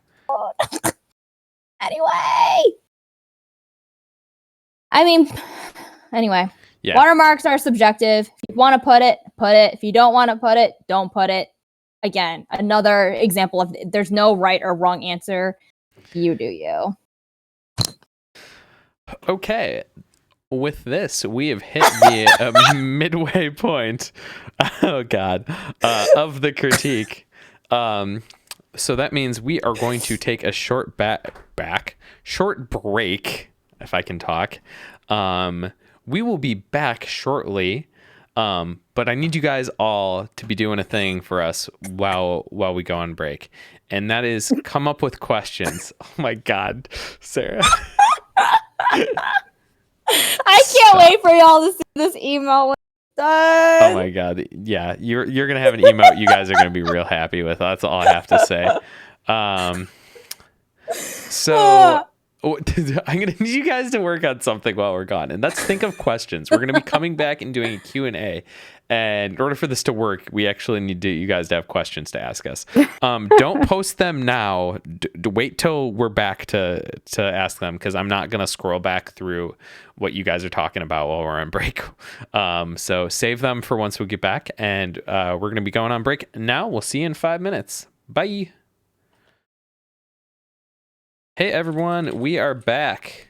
Oh, hello. Oh, hello. I'm awake. Bobo, you wanted the Flickr link for the first half? There you go. Okay. So we need some questions. We need Please questions. talk to me about Fire Emblem. Don't ask about Fire Emblem, because I won't. Yes, we'll be here all night. It's great. Always coming in with the absolute heat. Oh God, here we go. Okay, let's see. That's from Aro. What's one of the best compliments you've received about your work, and what made it memorable? You want us to toot our own horn? Oh, Toot toot. comment. Gotta think about that one for a moment. Oh God, don't open this Fire Emblem door. We'll never. Dear. This is gonna Blood's be so all hot. that. It'll just be all that this is. Sarah laughs because that's absolutely. It's happening. And my brain is just constantly thinking about how hot they are. So anyway, actually, There will be an emote both for Sarah in this respect, and also one for me. what? How do I get this fucking deer emote? How do I? Oh, it says I'm oh fuck, I'm an idiot. Okay. Well, best compliment you've ever received about your work, and anyone have? Mine is actually Fire Emblem related. I guess it works. So I shot this Fire Emblem cosplayer during Otakon, and she was cosplaying Three Houses. It was like the game hadn't even come out yet, and it was going to be coming out Otakon weekend. And she sent me this long blurb in my forum, because I have people tell me something I should know, can you not move, or is the wig heavy, just things like that, just so I know ahead of time. Mm-hmm. And she sent me this really big blurb about how much she loves the character, and how she's I know this game isn't out yet and you don't know what it is really, and that's fine, but I wanted to submit anyway. And I don't know, it was really touching, like what she wrote. And I booked her because also I just really love Fire Emblem, so that's something I'm just interested in anyway. And she was just really cute during the shoot because she was like, oh my god, like I didn't think you were gonna like accept my request, because I don't, for those of you who don't know, I'm not first come first serve. I choose what I want to shoot now, just based on costume topic. I don't know, it was just interesting how like it really just made her weekend that like someone was actually willing to shoot her, I guess. I don't know, because I guess she just didn't think she was gonna get chosen like at all for a photo shoot booking. So when people say things like that, I think it's like a really good reminder like why I do it. So because I think nowadays things are so much about like who you're shooting and what they're wearing, so you can stay relevant like on the internet. And I think because like, you know, she's doesn't have like a million followers and is wearing something that's not even out yet, she thought like her chances of getting a photo shoot with a photographer was extremely low, and that's just really shitty. But I'm glad that I was able to make her feel like confident in her costume. I don't think about that sometimes, so when people say those things, that really touches me. So it's like not even the photo component that they're complimenting, it's more kind of just like the overall experience they're talking about. So I appreciate things like that. I've been trying to think of an answer to this entire time, and I don't know if I think it's because my brain's a sieve, and less that I've actually like gotten ones, and more just that I can't remember because I'm terrible. It's hard to remember. I really had to rack my brain for that one. Yeah, no, totally. And this is, not so much compliment, but like things people have done afterwards to make you feel like, not so much that like, oh hey, your work looks amazing, and more that like, hey, I actually respect your work and what you've done. When people have gone out of their way to like want to do extra things for you, really want to shoot with you outside of a con, like like, oh, you're interested in this cosplay, I can try and do this and this, like, oh, I wasn't planning on wearing this cosplay this day, but like, hey, if I know you were really interested in this, maybe we can, like, I'll wear it just so you can shoot. Or hell, I know this, like, money's not everything, but man, it's made me feel like people really appreciate my work a hell of a lot more when they've sent a tip my way. And I'm not even talking like, sending something huge. Like $5 is more than I get for 99% of the shoots that I do. So like, in terms of like tip wise, so like just stuff like that can go a long way in being like, oh hey, this person actually loves the hell out of what I'm doing. So yeah. Oh yeah, like this only happened like once, and it was like quite a while ago. Someone like posted one of my photos on Instagram and wrote this like dissertation about why they had so much fun working with me. Again, I feel weird talking about it because I'm like tooting my own horn, but that was literally Ara's question, so fuck you too. Anyway. But like stuff like that.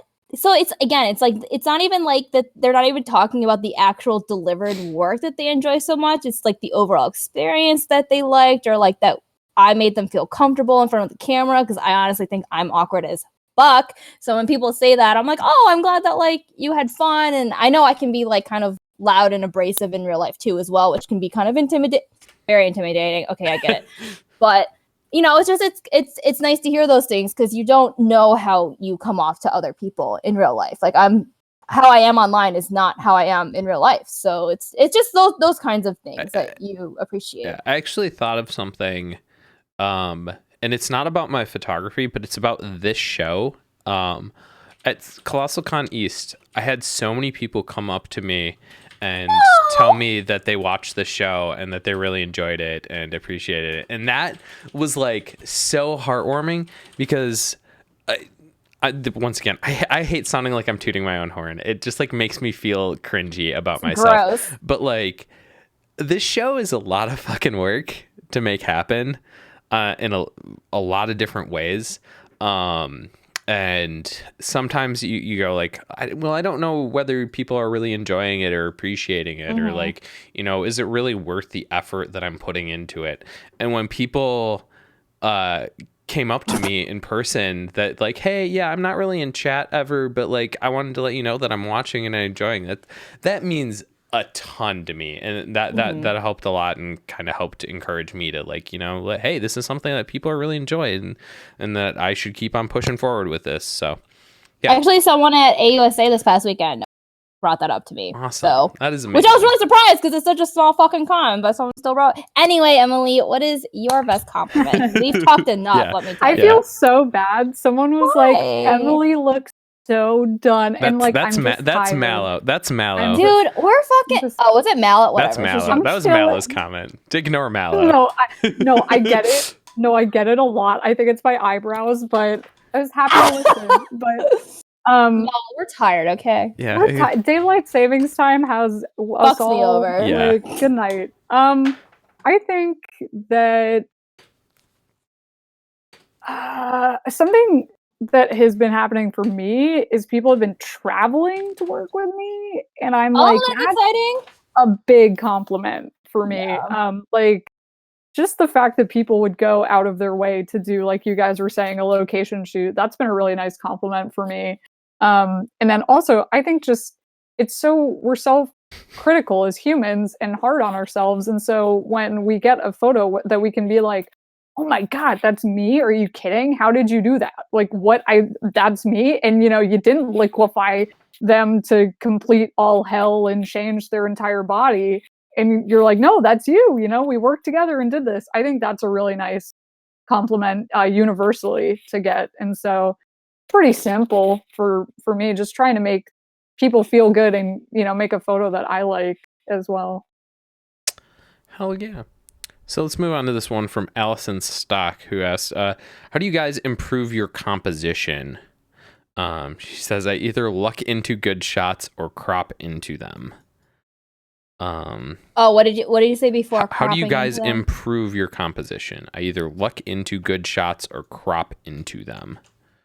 I think the best way to improve your composition is to not look at cosplay photography. Yeah. Yes. So like something that I've been really into or being back into lately is I'll actually get a lot of my shoot ideas from not even photography, but from illustrations or fan art. Because illustrators have what they draw is so expressive, and it goes beyond like what our bodies can even do, but trying to understand how they view composition has been super inspiring to me. So I actually look at that. See that in your work. Like, yay! I really that totally just connected. Yeah. Boom. Look at art. I do. I've more than often than not, I get a lot of my inspiration either from mostly fan art or editorial. So like your stuff has. I remember when I was like editing your spread, I was like, this is so editorial. Yeah. Brace yourself for Sarah Screech. No screeching emoji. I'm sorry. The one thing I would say there is with composition, there's some pretty base and simple compositional rules. And I know it sounds silly, but like, man, just like, just when you're shooting a photo, like a rule of thirds can go a long way to making your photo look awesome. And don't overcomplicate things, is maybe the best way to put this. It's, sometimes it just works to put your cosplayer on the third and really working from there. And then just like building yourself up from those bases instead of trying to like figure out how to do these complicated compositional photos. Go like, hey, I'm just going to focus on doing really solid rule of thirds photos and get those down solid. And then you can branch off from there. Just not overcomplicating your compositions is probably a good way to put that. Let's move on to this question. What's the strangest situation you've ended up in through a photo shoot? So many weird strangest situations. situation. Yeah. I have a funny story, but Emily can go first. I'm trying to figure out which one to start with. I was kicked out of the Prudential Center, told back to go to Anime Land by a security guard who was very mad at Oh me. hell yeah, Anime Land. I wish. You know, completely in body paint at a waterfall on a hot summer day. People going like, "What?" What do you got, Sarah? So this isn't strange. It was just really funny, but it was at Otakon this year, and Joe was assisting me. Which, by the way, if you haven't watched the stream with Joe in it, you absolutely fucking have to because it's just chaos. And he's gonna be back for a Q&A episode very I'm forcing soon. him. I told him deep V titty out only. Anyway, so, we were shooting at Otakon, and there's like this white building across the street, and there's a ton of traffic. You're in downtown DC, and so Joe's like assisting me, and by assisting I mean he's really drunk, and he's just like saying hi to every passerby like possible. And this guy is straight up in the middle of the road driving, and he's like, "What are you doing?" And Joe just responds with a lot, like that's what he keeps saying. And so he keeps asking like what we're doing, and like the light turns green, so traffic is going, and the guy is straight up just standing in the middle of the road asking what we're doing, holding up traffic, like asking what the fuck everyone's doing, why is everyone dressed up in costume, and Joe's just shouting at him the entire time. Again, not strange, just funny. That's my most recent fond memory.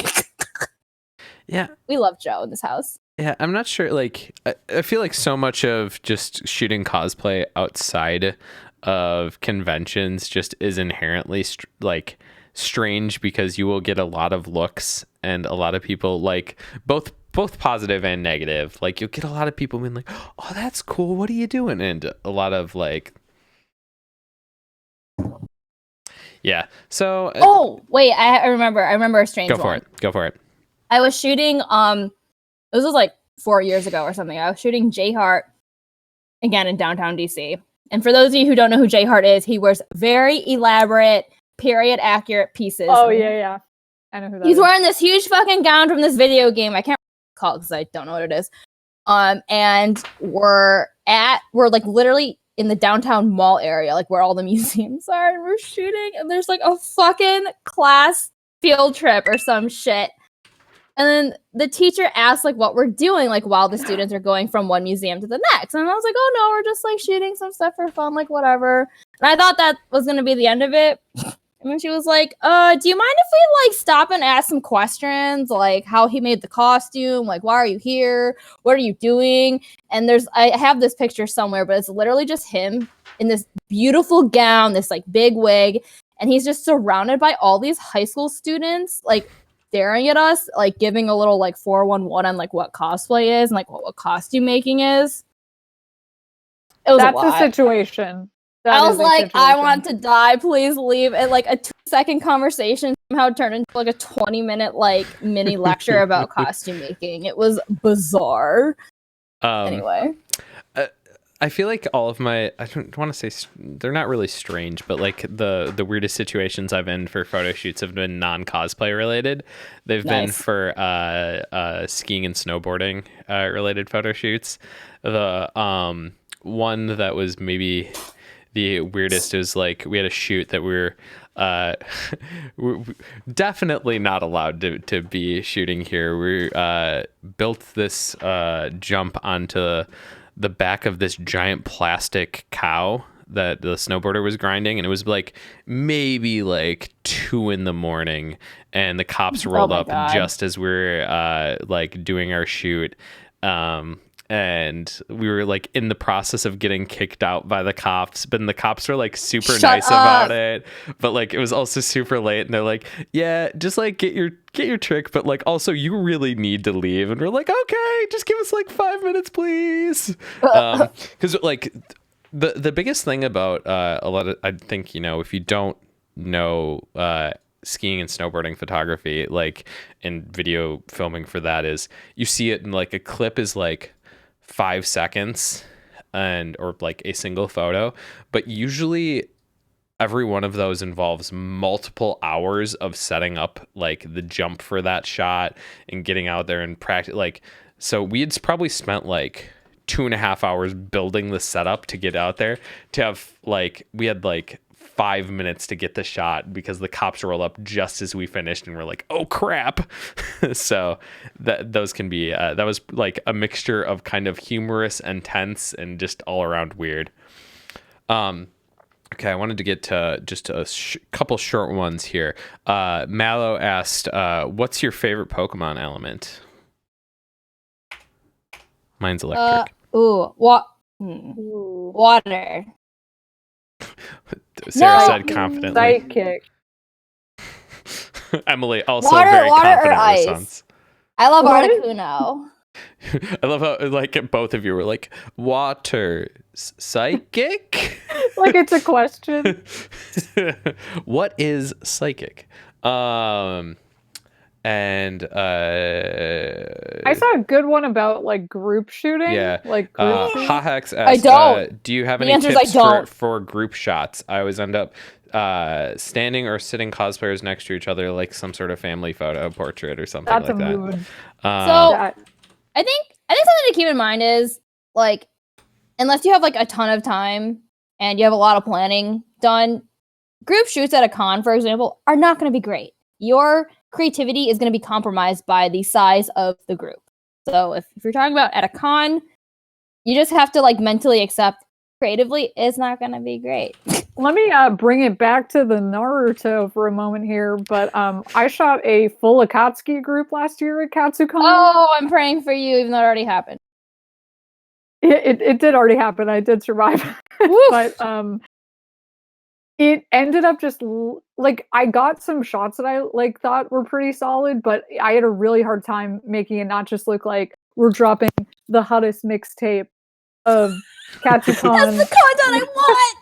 Gazebo shots only! And so we were outside near the plane, and I was just like, why are the Akatsuki near this private jet? Like, They're about to drop out of the sky.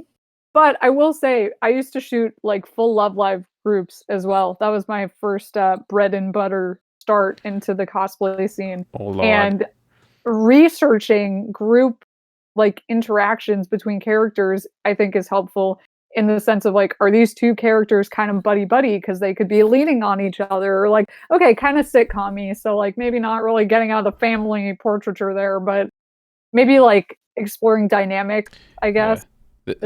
This I is think oh, sorry.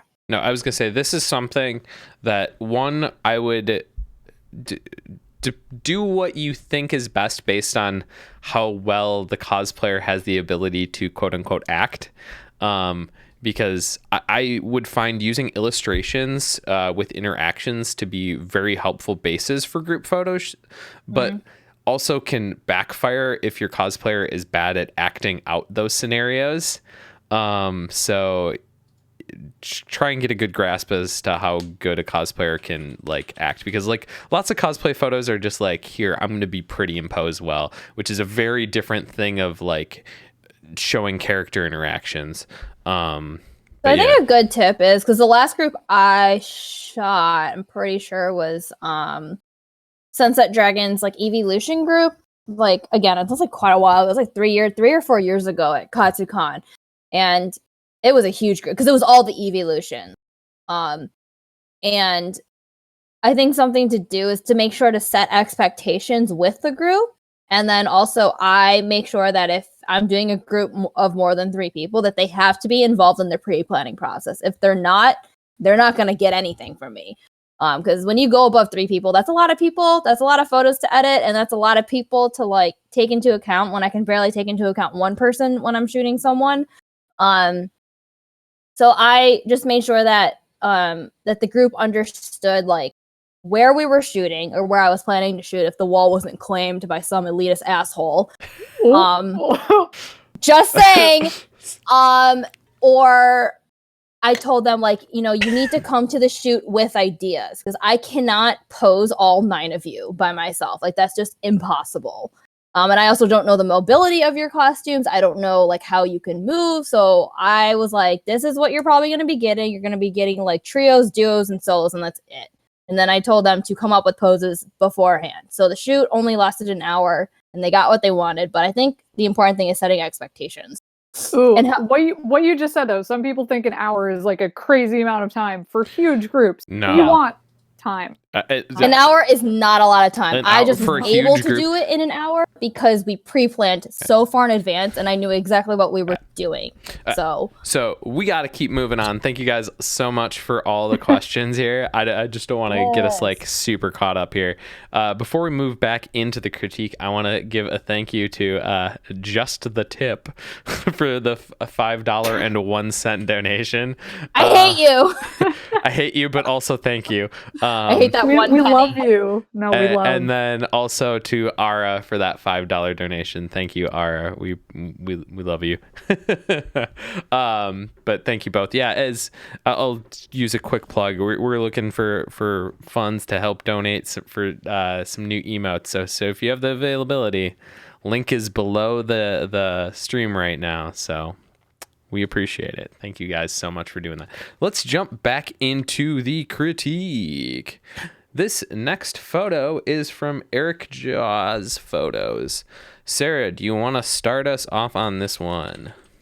Yes. First of all, this subject is really cool. Not gonna lie, we didn't know what it was at first, and then we realized it's Elton John, and that's dope as fuck.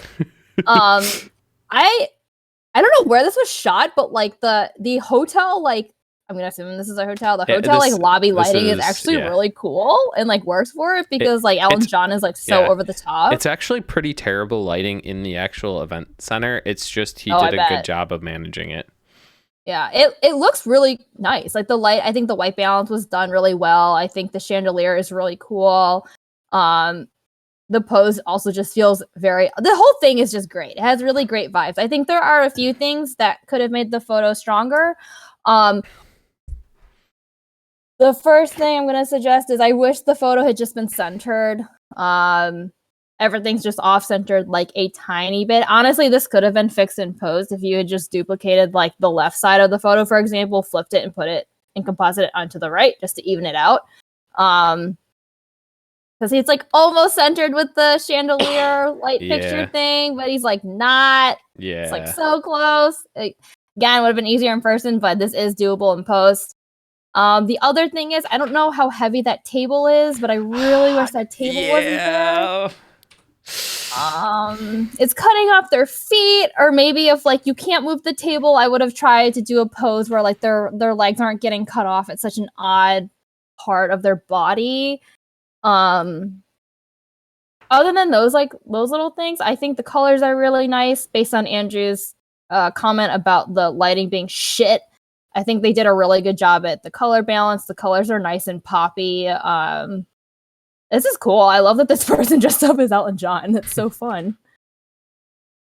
Yeah, I love how much the colors on them pop by the rest of the image being fairly monochromatic as well. Like, I think that just makes it fun. The colors of this area are very yellow, by the way. So, well controlled on that, because it's an area that like you think should be more attractive than it is. Then you get there and you're like, oh, this is disappointing.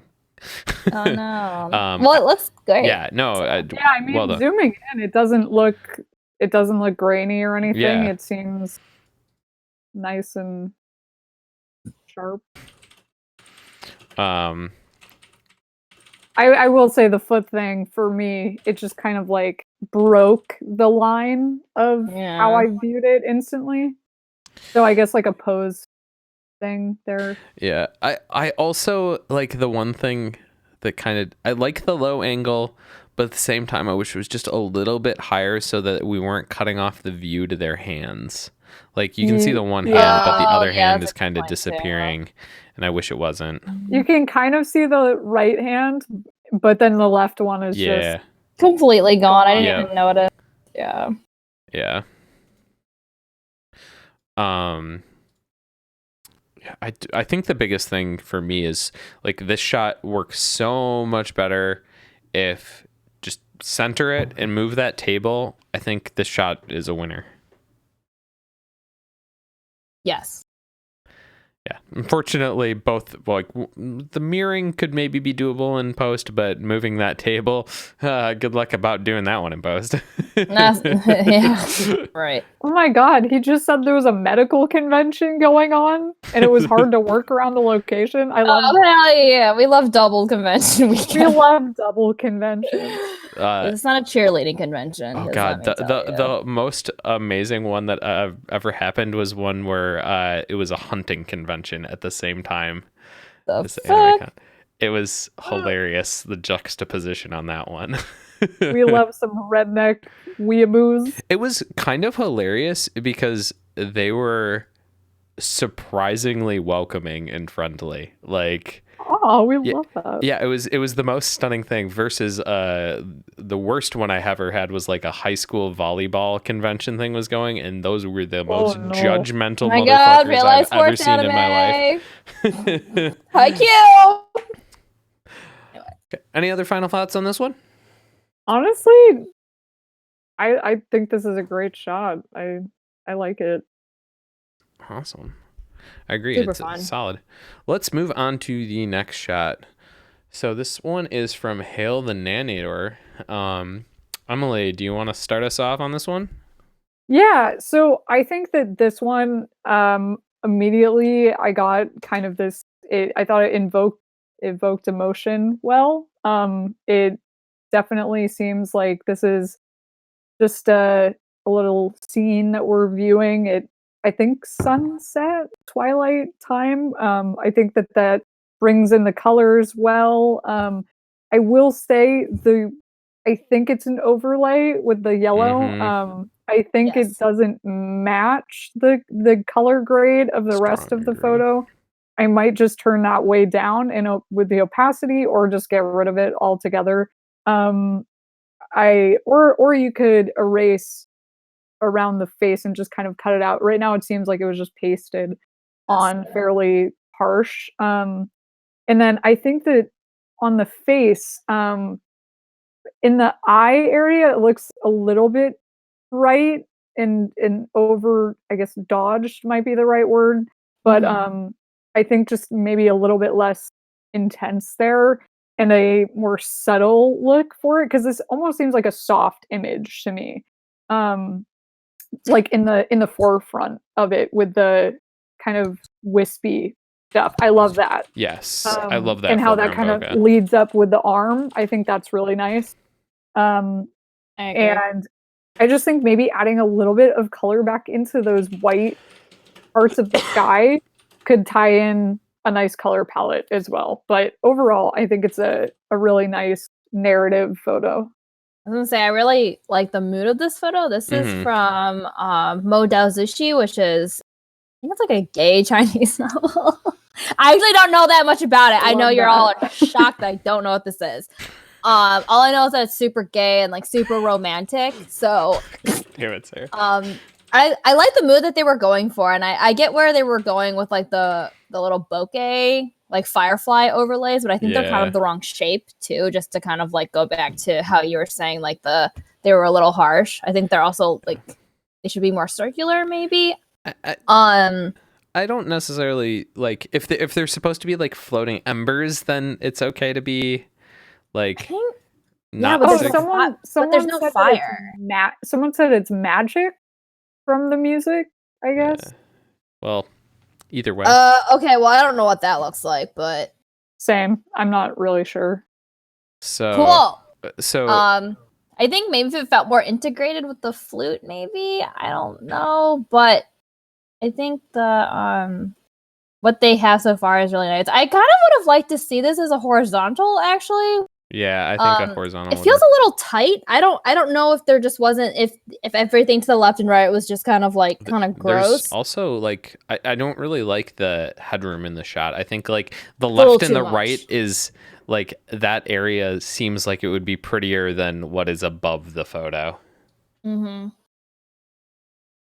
Oh, floating souls. So I want to go back to the overlays for a brief moment because I feel like we were kind of touching on this earlier with the photo from Bear Photo Buffalo and how this works with lighting. And this happens quite a bit, I think. So if you want an object to glow, that means it's a specular highlight. And what a specular highlight means is it has to be as bright as the brightest spot in your photo. So I'll screen share so you guys can see a little bit better what I'm talking about. So if we have a highlight, I'm just going to sample from this one here.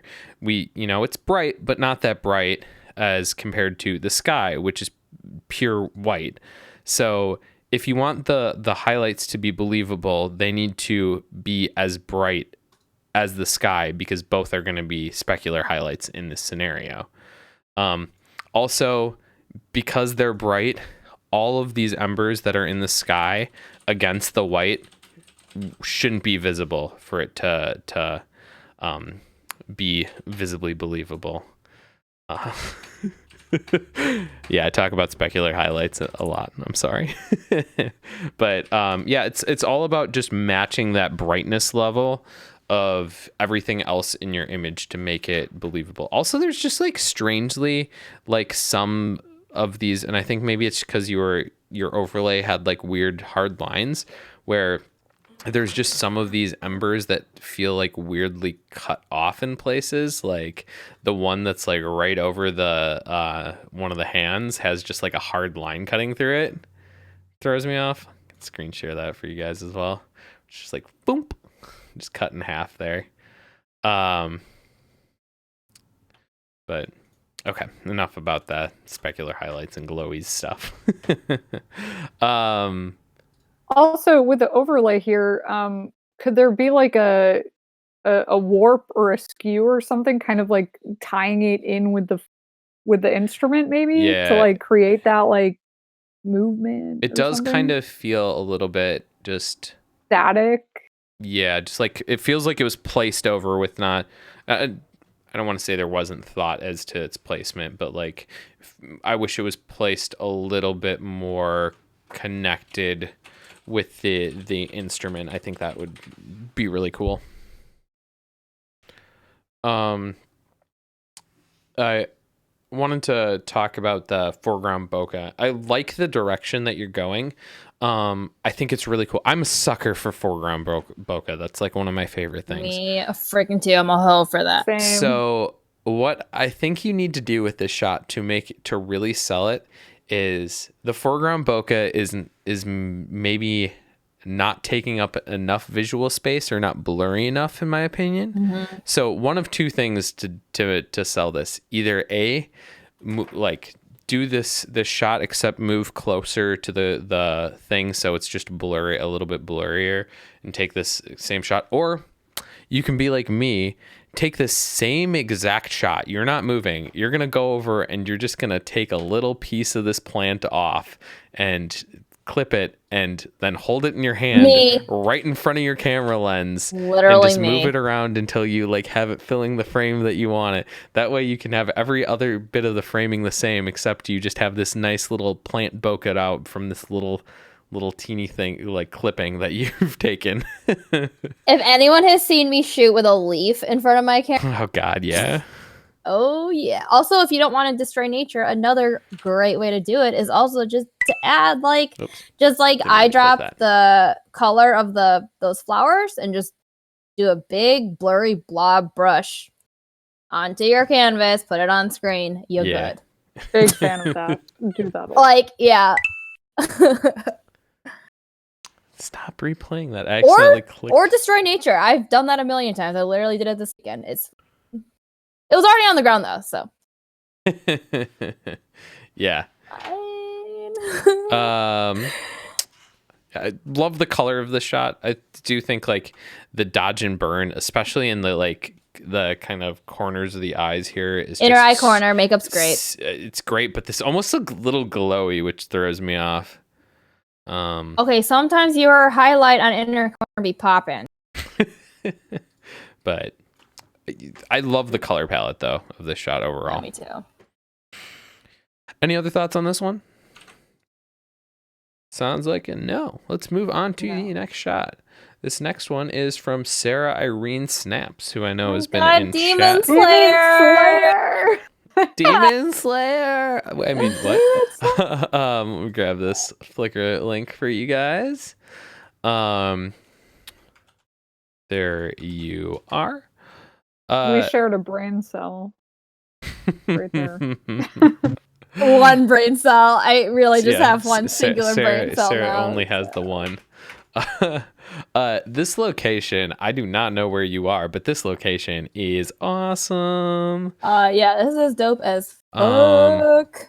So I know in the submission there was a talk about really trying to play around with Photoshop and color grading, and I like where you were going with this. I think maybe you took it a little bit too far.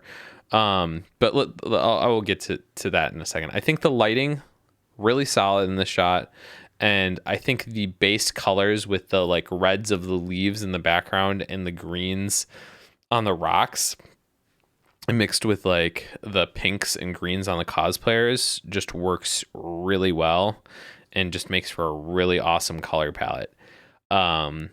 Where I feel this photo doesn't work for me is it just feels way too flat in terms of contrast. This photo is like all mid-tones and no highlights and shadows. And I don't say that to like, I'm not being like hyperbolic or anything. Like that's just literally the case of this photo. An animal! What? Sorry. What is going on here? We've broken the stream. He just came out to say hi. Oh, man. A fat cat. He's a chunky boy. Oh, He's super chonky. Oh, bye. Oh, bye. I'm like trying to like That's zoom not a into dog. this photo and analyze, and then I'm just like, wait, what? What are we freaking out about? Oh my god, what? And I was An animal. when you What said else would I be animal at screeching first, about? I was like looking at this photo and going like, where the fuck's an animal in this photo? there's a hidden cat. It's just like an I Spy image. Like there is 3 hidden animals. In My this dog image. senses are tingling. Okay, well, not dogs. Animal senses are tingling. So what I was trying to say with this shot is that the if you look at the histogram, I'll screen share and hopefully you can. Oh god. Yeah. Well, Histogram. time to switch windows. Okay. Yeah, and wait like 15 seconds. Lol. So it's like one big mountain, this histogram, which like means you got all the midtones and like nothing in the shadows and nothing in the highlights, which just in general it does not make for a very flattering image. I'm not saying it can't work, but it's generally not the formula for a So I think why it's not working in this photo, because actually a lot of photographers in Singapore do this. Very oddly specific, I know. They do kind of this like I think of the word So- where you take out a lot of the shadows and So kind of like that's- lower the highlights. That's I don't really think that's what this image is doing. Well, I think that's what it's. Well, I think it's trying to do that. Oh, but I yeah, think the yeah, problem yeah. No, is totally. that but the problem is that there's so much visual noise with the background, it doesn't work. So like usually, I think for me, what's kind of throwing it off is like when I zoomed in on Nezuko, right? Mhm.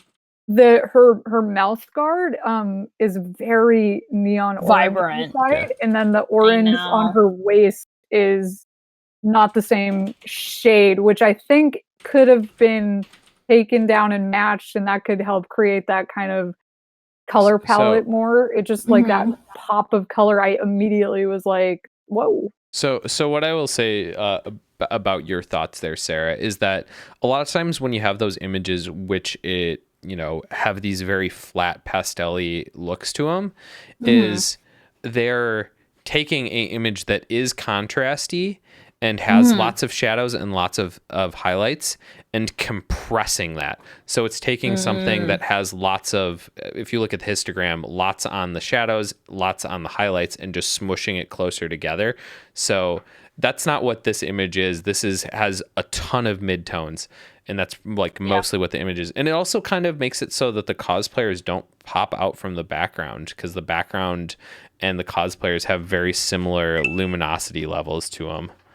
I really think it's the background of it. There's just too much of it. Yeah. Like I think if they were standing against like a bokeh out like green bush or something, just to Just throw it out there. I think it'd be different. I think it would work really well, but I think there's just so much visual noise from all the leaves and the water and the rocks and the trees. I think you get in a little bit closer. You shoot this a little lower, and you have the background bokeh out more. I think it can help be a little bit less visual noise. Or the other thing that you could do is, if you want to, you can have the background fall off kind of darker, and that could help as well. Something I do appreciate the color grading though. I think what's cool about the Demon Slayer series is that because it is set in an older time period of Japan, that you can be more adventurous with color. So I really appreciate that the photographer like went there and experimented and like deviated from like what we typically see for cosplay photography. So I think it's almost there. I think just it's an interesting attempt. I like where you're going with it. I think it to me has less to do with the color grading and more to do with the luminance values, so the brightness and darkness levels in the photo. So I want to switch off talking about that and switch to talking about the cosplayers. So maybe this could be just me, but I always feel a bit of weirdness when we have a photo where one cosplayer is making clear eye contact with the camera and one cosplayer is looking off into the distance. It always feels a little disjointed to me. Like, I'd prefer either both looking right at the camera or both looking off. Just kind of having the like both in one shot just feels a little bit odd to me. And then on top of that, the poses feel pretty stiff to me. Kind of what I was talking about in previous image. Like if we look at Tanjiro, his face is turned a little bit, but his shoulders are square to the camera. Both of his arms are just hanging straight down. His torso is square to us. His hips are square to the camera, and his feet are square to the camera. So we just have this shape that his body and legs are making is like a box, which is not a super flattering body position. I also think the material, the texture of the material, if it could be like smoothed out or something, could help. That was digital ironing. Yes, we love we'd it. like to talk about this. Digital ironing can help a lot. Using frequency separation to do it is a freaking lifesaver. Nezuko's like that's what I was. We love Taobao fabric. Oh yeah. That shit wrinkles just looking at it. Feel that like. Oh yeah. So which is it's so annoying to fix too. It takes a while to plug myself. Buy a steamer, it'll save your life. Trust me. I have a tutorial on YouTube about using frequency separation that can help a lot to teach you about how to quote unquote digitally iron people's cosplays.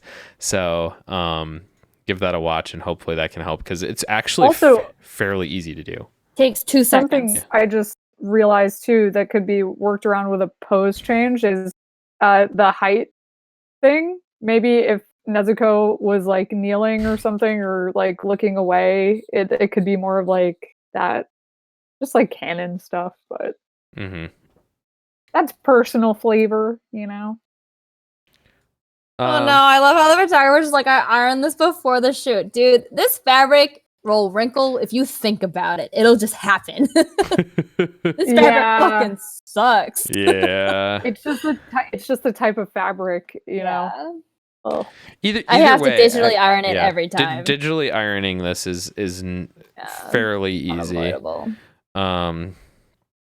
Liquefy the entire Nezuko. Make her small. Oh my god. Yeah, no, I think strong location, interesting color grade. I think this shot has a lot of potential, and I want like really solid start to it too.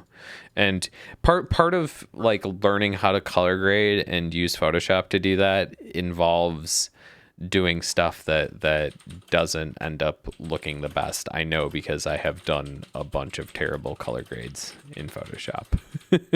So hell yeah for taking those steps. It can be scary a little bit to start off. So but once you learn it takes 2 seconds. And it's actually really rewarding. Yeah. I think that's everything that I had on this image. You guys got any other thoughts? No. Okay. Before we want to move to the next one, Lou, thank you so much for that $5.02 donation. Oh, I hate you. You assholes. You want mallow green emotes? I wish I could say that we Fuck, would get what a that. great idea! I wish. We Yeah. fucked up! Unfortunately, as an affiliate and not a partner, we get a max of 5 regular emote spots, which is very hard to decide what to have there. So it's I think you guys will like them though. They're pretty yes, great. I think you I guys will really want enjoy to share the rough draw, the rough sketches. I want to too, but I'm holding out. I'm holding out till we have the final ones because it'll be awesome. We should just make an emote that's literally just a mallow green, but it's like a square. That's it. It's like a color swatch. It's a Pantone color. Oh, what a great idea! Let's move on to the next shot here. This next one is from Con Mom Photography. Oh shit! Oh shit! Yeah. Oh shit! Sarah, do you want to start off on this one? Yes. Okay, I'm gonna get nitpicky with this one because I think this is one of Con Mom's stronger photos that I've seen them submit. This So photo is I'm strong gonna just as hell. tear it apart. So I think, well, first of all, I want to say that I really like the overall, I think the image is really pretty, and I love the pose that the cosplayer is doing. I love like fashion cosplay photography shoots. They're so fun that you get to be the character, but in like a modern setting. I think for Todoroki, I think this is a really cool pose. The cosplayer is clearly very into it. Like I love the expression in their eyes. Like you just like I can feel their icy stare. Not pun and sort of not really intended, but whatever. It's fine. God damn it. Also, I think the colors are really, really awesome. I think for Con Mom, they've explored something new, and it's and I also saw them do like a walkthrough on this like last week, I think maybe. So I'm glad that they're exploring like other color grading options. I definitely see mellow greens almost to the point where there's more blue than green. It's like a different kind of green, so that's really nice. And I like the glow in the corner. Okay, back to the nitpicky stuff. I think this photo should have been, or Con Mom should have stepped back a little bit so the foot wasn't getting amputated. Yes. I also, this is a personal preference, but I can't stand it when a curve of something is like touching something else like tangentially. So like literally there's like a bell curve of like the foot touching the bottom of the photo. I can't stand that. It makes me, I get so uncomfortable. It happened in one of the second photo of this stream too. Like when edges touch edges so cleanly, it just makes me, it's awkward and kind of weird. I don't know. That one didn't bother me in this one. Oh, it bothers me, but they totally ingrained that into my brain in school. So I totally got that from working with photographers in school.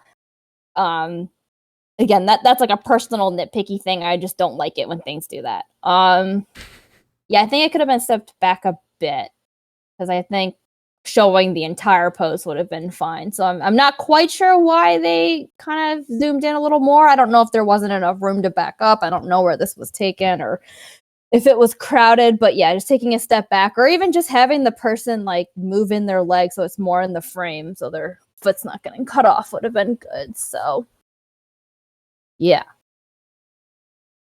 That's it. Yeah, no, I I agree. feel like this has a really like nice like fashion editorial feel because it is a casual cosplay and it's not. Yeah. I don't think it's an awkward pose at all. I think it flows really. Oh no, well. I like the pose. I just think it's taken off weird. No. I can see what you mean. I think that this is where it's helpful to look at fashion inspiration and stuff outside of the cosplay genre, so you can bring in elements that create a more dynamic image like this.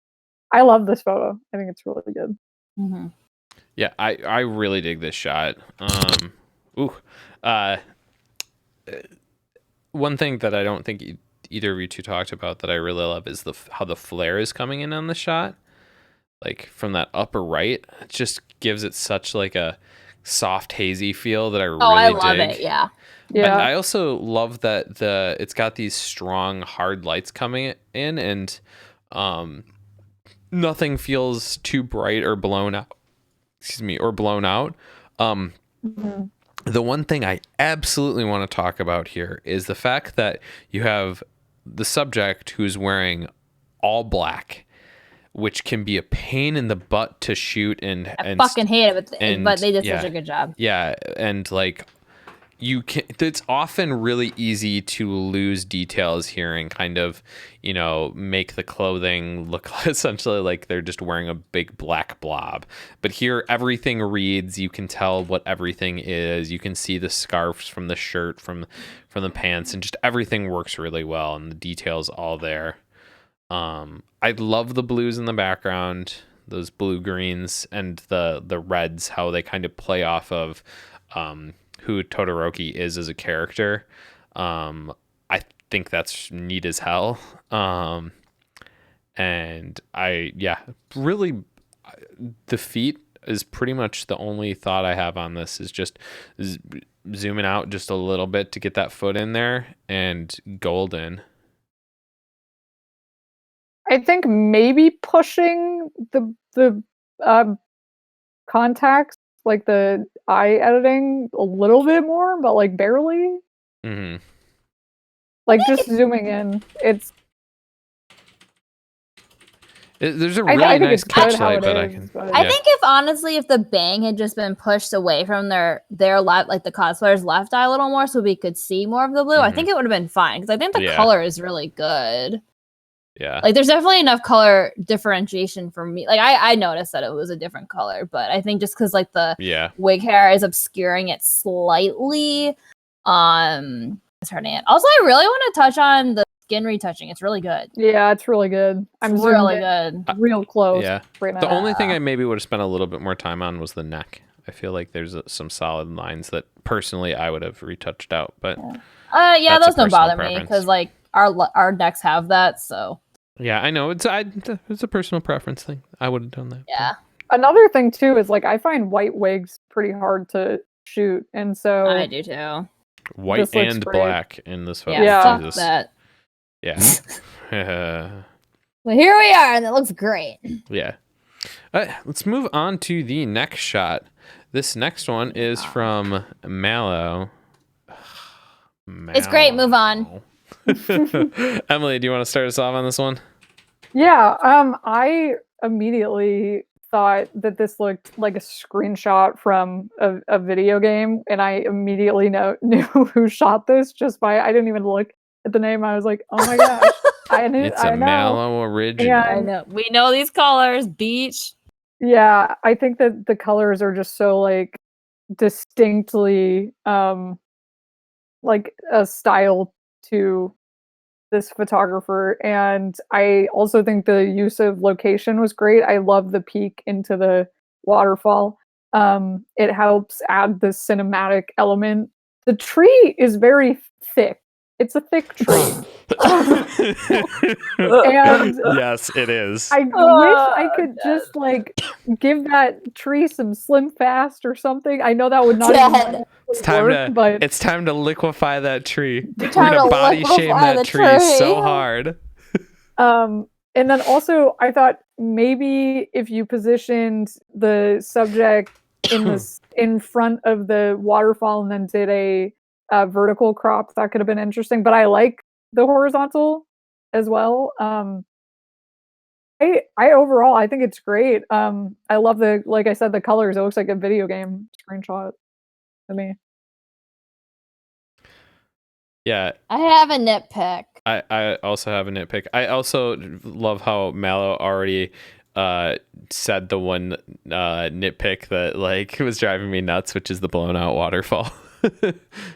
Oh, now my nitpick is more from a cosplayer's perspective. I think you should have cleaned up the frayed edges on her cape. Because I'd be pissed. Just cleaning those things up. I know that's not something that a lot of photographers look for or even know to retouch, but just to clean up, like, edges that aren't clean, because let me tell you, we be fucking rushing on these costumes, so a little messy. That's my main nitpick, honestly. Yeah, I mean the waterfall. I think Mallow did a really good job considering what they were working with. I mean, it is blown out like a little bit, but I'm not offended by it. I think what they did to it was really nice and made it less jarring. I Real agree trees with have what, curves. I agree with what Eric just said in chat that it's a bit too centered. Maybe shift it to one side. I think that could be that good. tree is liquefied. It's pregnant. Real trees have curves. I hate it. We support all trees here. Okay, It's a pregnant tree. I'm traumatized. I gotta go to bed. I'm sorry, everyone. Oh God, I hate it. it's dummy thick. Oh my God, it's pregnant. What tier can I see more on? Polaroids only. Oh my God. The lighting's really nice in this shot too. I was thinking that the lighting on the cosplayer's face is really great. What do you guys think about the pose of the cosplayer? I did have that on my notes. I don't know Yona of the Dawn, so I don't have a lot of thoughts. I don't either, but I did notice that her hand and her arm was on her body, and so maybe if she like extended that a little bit, it could create more shape. Yeah, her pose just feels a little stiff to me. Like, and I don't know. This one's always hard, but like her gaze to me just kind of feels like she's blank staring it off into the distance, not like she's actually looking at something. Once again, perhaps that's just me. But yeah, I don't know. That's a thought that I had, where it just kind of looks like maybe it's because she's so wide-eyed and her eyes look great in it, but just kind of gives me that feeling. I think part of the pose, why it feels a little stiff to me, is kind of the same thing that I talked about, as her head and her shoulders and her hips are all kind of on the same plane. So, maybe if you had her head looking at a different direction, that could help a little bit as well. I have the super most nitpickiest nitpick in the world. If you guys don't have any other thoughts? I don't think so. Okay. Go for it.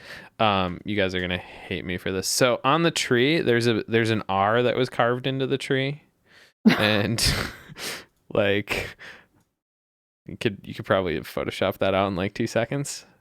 Come on, we don't need that R here. Where? Right there, like right on that big old tree. You know that big old tree in the frame? That thick ass boy. Oh my God. Mallow, you need to put your watermark on this photo, but literally have it engraved into the tree. Oh my God, I hate it. Oh my God. That would be amazing. I would die. It'd be so funny. There's actually some other letters that were engraved in this tree. Like there's I a did K not even and there's an fucking M, notice that. and yeah, there's a I see lot a of J. Now I Yeah. can't unsee any of yeah.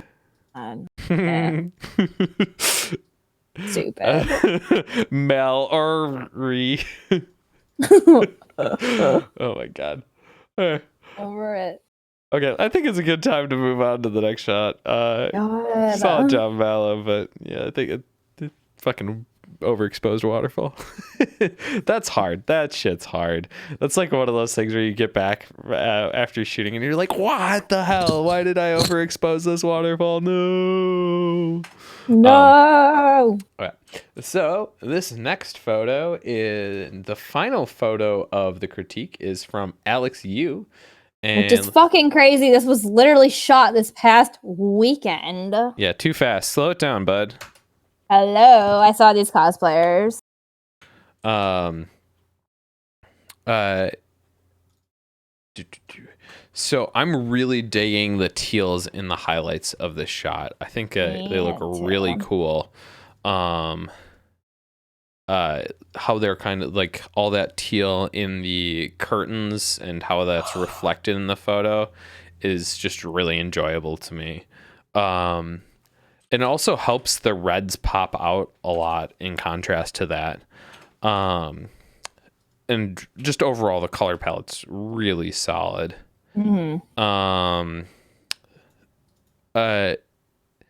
Where I think this photo could use some help in my mind is someone brought up using a flash for this shot. I don't know if I would have gone that route. I think this shot is absolutely a screaming to me for using some dodging and burning. I was like, the lighting in this room there's no need for external lighting at all. The natural light in this room is so stunning. It's like it would be such a waste to use something like that. And I think everything that you'd want to gain from a flash could be used for gained via dodging and burning. Maybe have the cosplayers brightened a little bit, and then like the dress I think is the biggest culprit because it feels like one like large swath of it feels very flat. Like dodging and burning it to give it more depth would help a ton, I think. The other thoughts I have on this, pose wise, I think it's pretty good. I wish they were turned a little bit so we could maybe see like the rest of the legs from the cosplayer in back. I hate to say that I've never watched Una, but so I don't know the cosplayers or the character's name, but just kind of like losing, like their body completely blends into the bottom of the dress or gets overtaken by the bottom of the dress. I find I don't quite like.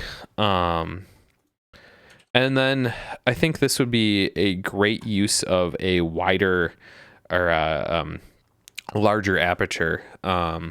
This is something that you especially should pay in mind when you're shooting multiple cosplayers, because the front cosplayer is like the front of their like dress is in focus and their face is just starting to fall out of focus, but then the cosplayer in back is definitely starting to fall out of focus. So I would have pumped up the aperture a little bit because this was shot at f1.8 at 50 millimeters. So shoot this like there really isn't like any bokeh that's screaming in this photo. So like that's obviously not the feel that was going for in this shot. So shooting this at like f like 3.5 or f4 could get everything sharp. Too hot. Anyway.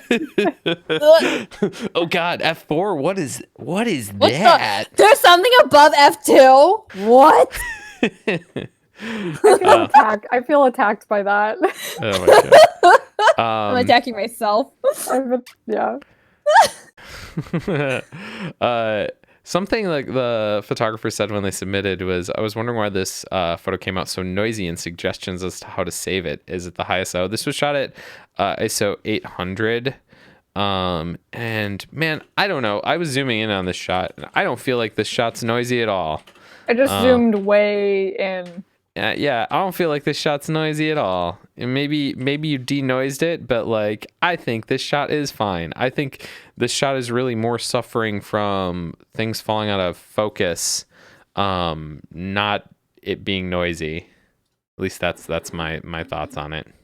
Zooming in too, I think maybe the cosplayer with the pink wig, maybe just in the like eye area, just adding some of the white back in. Mm-hmm. So that got a little bit muddy, I think, in the light of the room. Agreed. Also, I want to talk about the cosplayer with the sword as well. Yeah, go for it, Sarah. This is just something that I think, I mean, I've been guilty of doing it too. Cosplayers tend to tense up, like they think having like a closed mouth and like a clenched jaw is the way to go when it comes to posing. But one of the tips I learned from MH photography actually is to have your mouth slightly open. So it's not even necessarily opened, but your lips are not even touching. So your jaw is like nice and relaxed, because I actually feel like the cosplayer holding the sword feels very tense and kind of uncomfortable. So in these cases, I'll usually tell them to just like, we'll take a break from the shoot just to like breathe in, breathe out. This sounds so hippie and stupid, but it works. Trust me. Because this is a default pose that a lot of cosplayers do, because they're like, oh, the pose is serious, therefore like I gotta be like clenched up and serious. But it doesn't translate well to photography, in my opinion. Are they stabbing? Yes. Yes. Okay. Yes. So I think, in the sense of that it seems a bit gentle almost in the pose, like with the hand, maybe more of like a. I don't know much about I think Utena, that's but from what I kind of the remember, look. it's very romantic feeling. See, I have no idea. Yeah, so I think that's okay. Like, I like that they're feeling graceful, because the scene is oddly graceful. I don't know like why they do it. Well, then I think in that sense, then it was done well, because it's not aggressive and damn. It's really just their facial expression that I think is a little. The one thing I wish is I really like the arc in the it's stunning. Cosplayer's back, but I wish her head was leaned back more. The only reason I say that it's probably like that would be very difficult is because wigs and leaning your head back that far, I just feel like might be a recipe for disaster. Where you're like essentially dangling your head almost upside down.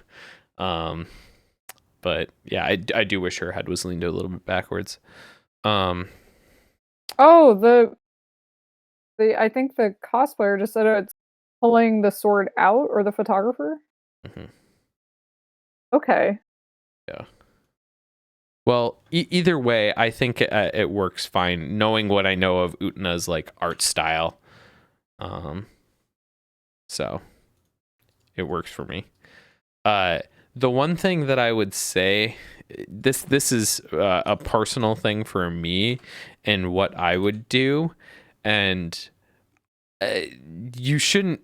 I don't think any expectation to do this should come with photographers and how they're doing it, because it's up to the cosplayer to make a good prop and make it believable. But like, man, that blade on the sword just looks like a like it looks like a prop that is not sharp. If it were me editing this photo, I would smooth the blade out a ton, because I would have frequency separated the shit out of that sword. Yeah, because it's got a lot of like little bumps and lumps in it that make it look not like a blade. So I would have smoothed that out and really cleaned it up and made it, probably brightened it a ton on the very edge so that it feels sharp. Because it because it doesn't feel sharp right now. It feels like a prop. Any other thoughts on this one from you guys? No. Awesome. Okay. Fast edit. Holy shit. Yeah, if you got this out and submitted from this like weekend already, like that's a darn quick turnaround time. I haven't even culled through my photos from. Oh, that's a mood. That's fine. It's okay. I have a wedding that I'm prepping. That is also a mood. Well, Emily, thank you so much for joining us for this critique. It was an absolute pleasure having you on. I hope you had fun with our chaos. Yeah, thanks for providing the insight, and loved learning kind of more behind Cosplay Realm magazine and getting your great thoughts publication. Love what you're doing. This community is a small one and a weird one, and there's lots of things that don't really exist that take these individual efforts to make happen and really help the community, and I think that magazine is absolutely one of them. So thank you for joining us. Where can people find you and keep up with all your different things you have going on? So as we found out, I'm rarely on Facebook. That is true. That's fine. Facebook's trash. I am mainly, I would say, active on Twitter at Yo Emily Ray, and then same as that for Instagram, and then Cosplay Realm stuff is all Cosplay Realm magazine. Awesome. Cross-platform, it's all there. So smart. Sarah? Uh-huh. Where can people find you? Just find me on Instagram. It's fine. Unless you're really into Fire Emblem.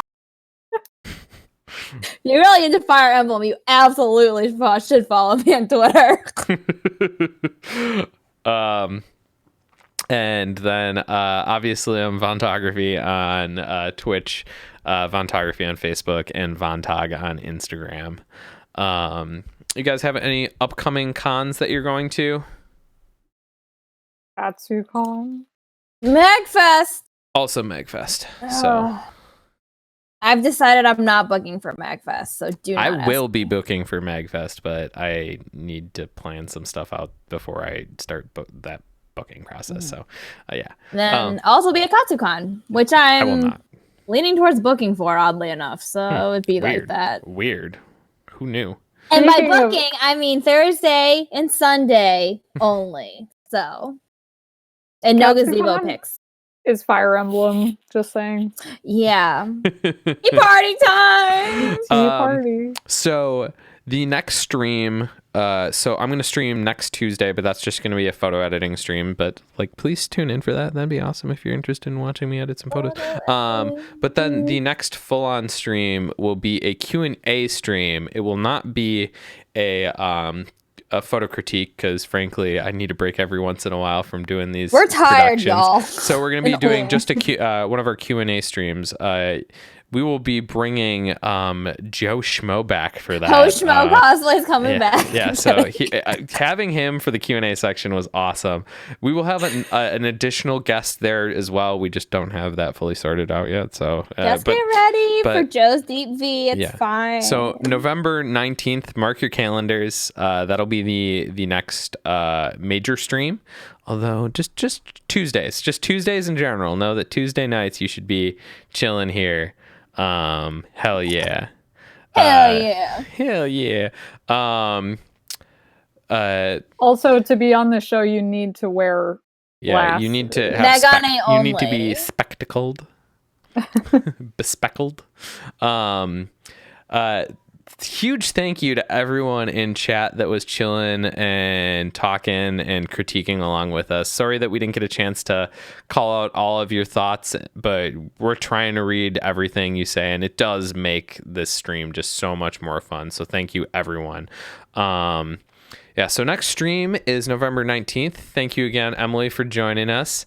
If you have been enjoying this stream and getting stuff out of it, we'd love it if you consider donating or subscribing to the channel. Right now, all funds are going to be used towards this new emote goal push. We're a little bit off from halfway there, so we're working it. We're getting there. Literally, you guys will not be disappointed. They're so funny. Yeah. And as always, the Twitch Prime spiel. If you have Amazon Prime, that means you have Twitch Prime, which gives you one free sub per month to give to whatever streamer that you would like. Please, for the love of God, use it. If not here, which we would love if you did, use it somewhere, because otherwise that money is just going to waste. Like literally, Amazon is giving you this a sub a month to give. You have like free money to give to a streamer. So for the love of God, use it. They don't need it. Yeah, and lastly, if you do not have the financial means to support this show, totally get it. That is absolutely fine. I understand. I am also currently a broke-ass college student, so like, man, I feel you. But what you can do is share this show, and that goes a long way. As I said up front, like, social media reach these days is abysmal, so it really, word of mouth goes a hell of a long way. If you can tell a friend to watch, tell a friend to submit a photo, that's gonna do a lot for having us grow, and we'd appreciate it a ton. And I think that is about everything. Thank you again, Emily, for showing up. Thank you, Sarah, for always doing this with me. It's a blast. I'm here. You're like, I'm here. I'm tired, but I'm so here. tired. I just really want to. We know about you in Fire Emblem. But anyways, and as always, think about what you put out into the world. Make it a better place. Night, everyone. Bye. Night, night. Bye. Bye.